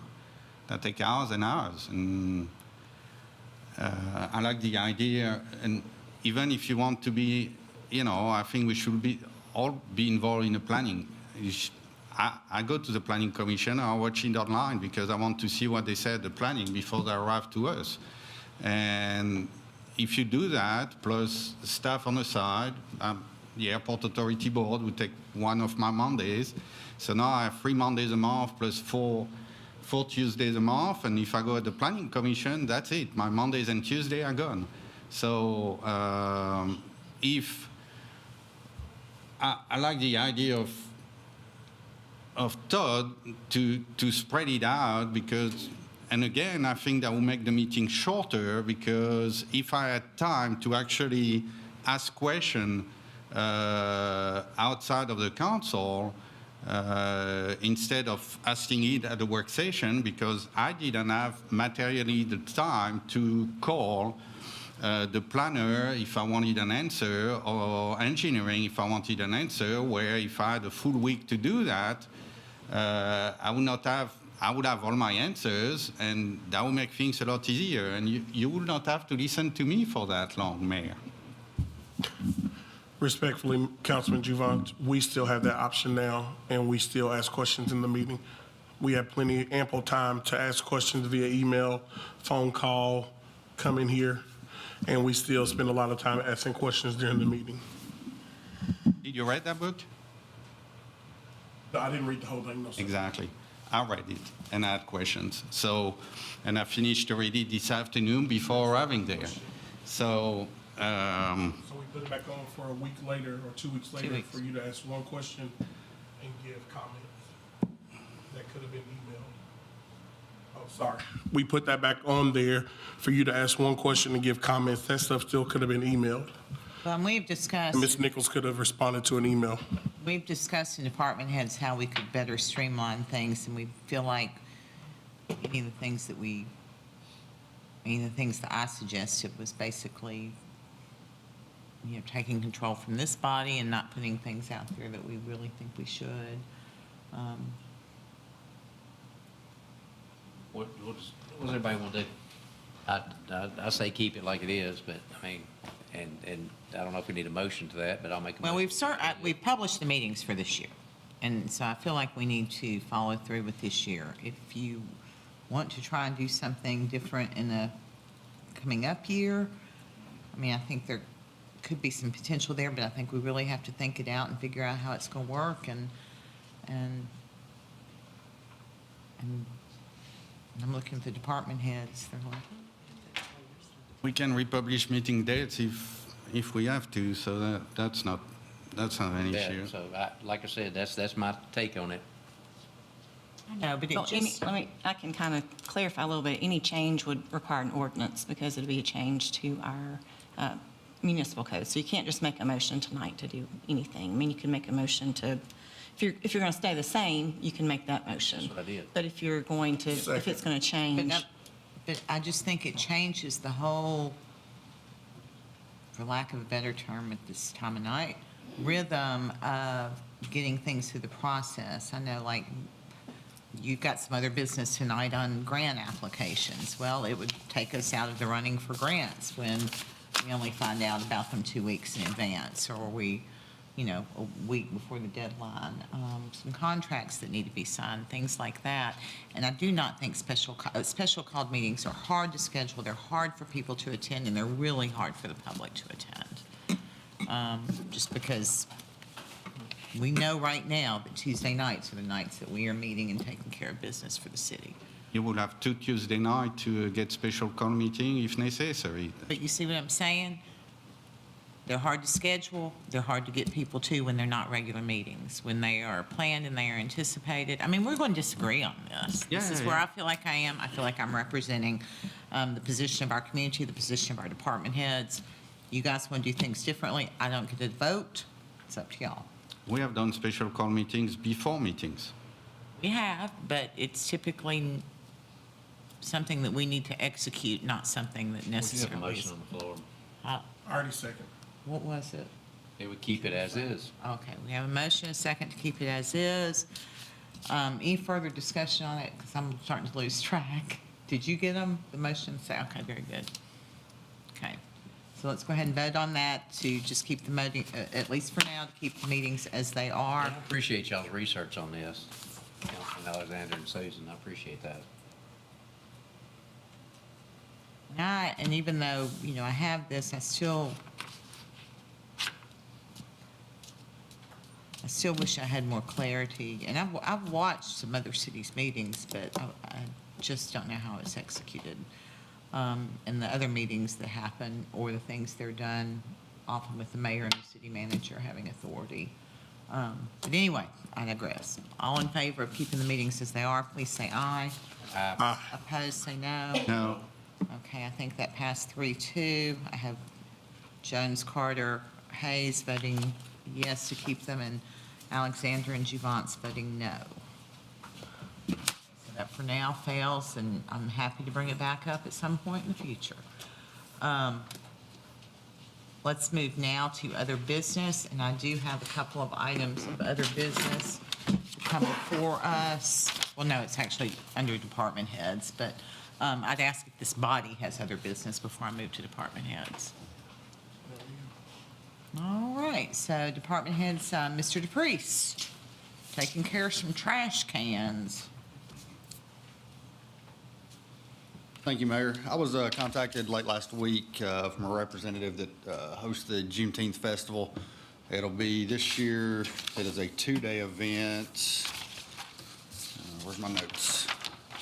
It's gonna be that Friday and Saturday, which is, I had it wrote down somewhere, 19th and 20th. I'm sorry, 20th and 21st of June.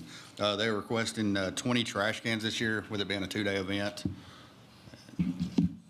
We have the trash cans available. They just are requesting it with no charge for picking up the trash, so, Tried them in the past. yes, we've done it every year. Councilman Carter, Motion. second by Councilman Alexander. Any questions, any discussion? All in favor, please say aye. Aye. Opposed, no. All right. Thank you. Rose.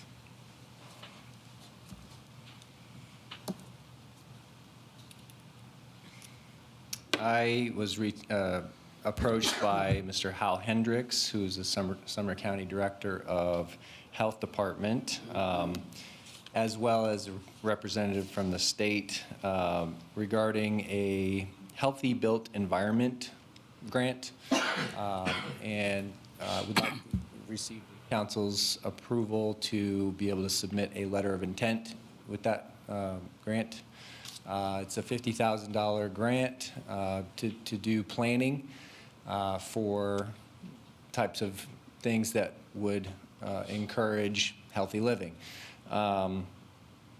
So the idea that I had in mind, and I put a couple of pictures up here on the screen. 20 years ago, the city did a downtown Gallatin master plan. There is associated with that plan a greenway park right there for Town Creek.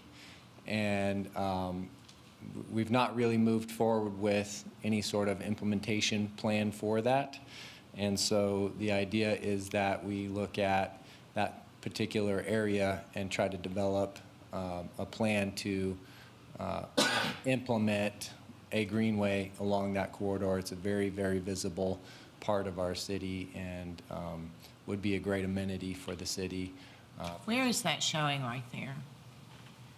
Where is it? What are those two So, streets? Between, it's between. This is North Water, I believe, and then over here would be Locust. where Main Street kind of connects in. Yeah.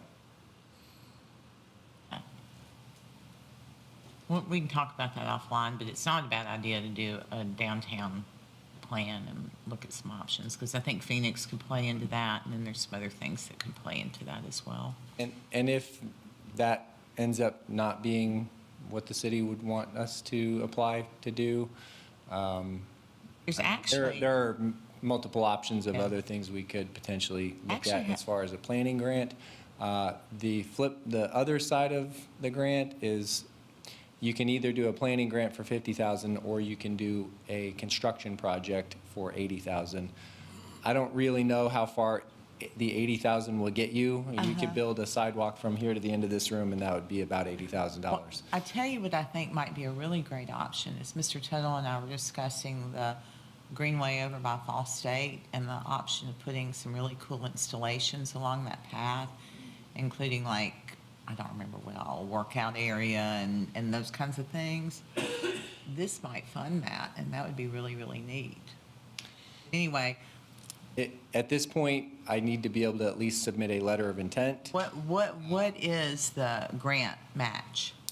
Zero match, so it's On the 100% $80,000 too? funded on either one. Mhm. Okay. Yeah. So really, all you need from us is a resolution next week to apply for this, and you guys move it forward this week. Is that right? Motion to approve. Second. Second, any questions, any discussion? Did I interrupt you? I apologize if I did. No, I'm honestly, that I gave you about as much information as I had, other than well, actually, this does play into that. So this is a map of social vulnerability index. The project does have to be completed within that particular. Okay. One of these 3 red zones that are on there, and I've put the circle on the map as to where The Ball State wouldn't apply, but you know. downtown project does. The park on Morrison would, right? The old, what we call the old park. If the council will allow, I mean, I'll sit down with you in the next couple days and we'll determine what we want to try to submit for, and we'll go ahead and do it. Perfect. It's exciting. I appreciate any efforts toward any grant dollars that we can utilize. Motion is second. All in favor? Aye. Opposed? Okay. Any other department heads need anything this evening? They're ready to go home. Me too. Motion? Motion to adjourn. Second? Second. We have a motion and second. All in favor say aye. Opposed say no. Ladies and gentlemen, thank you for joining us this evening. Have a good evening, good rest of the week. Be kind to one another.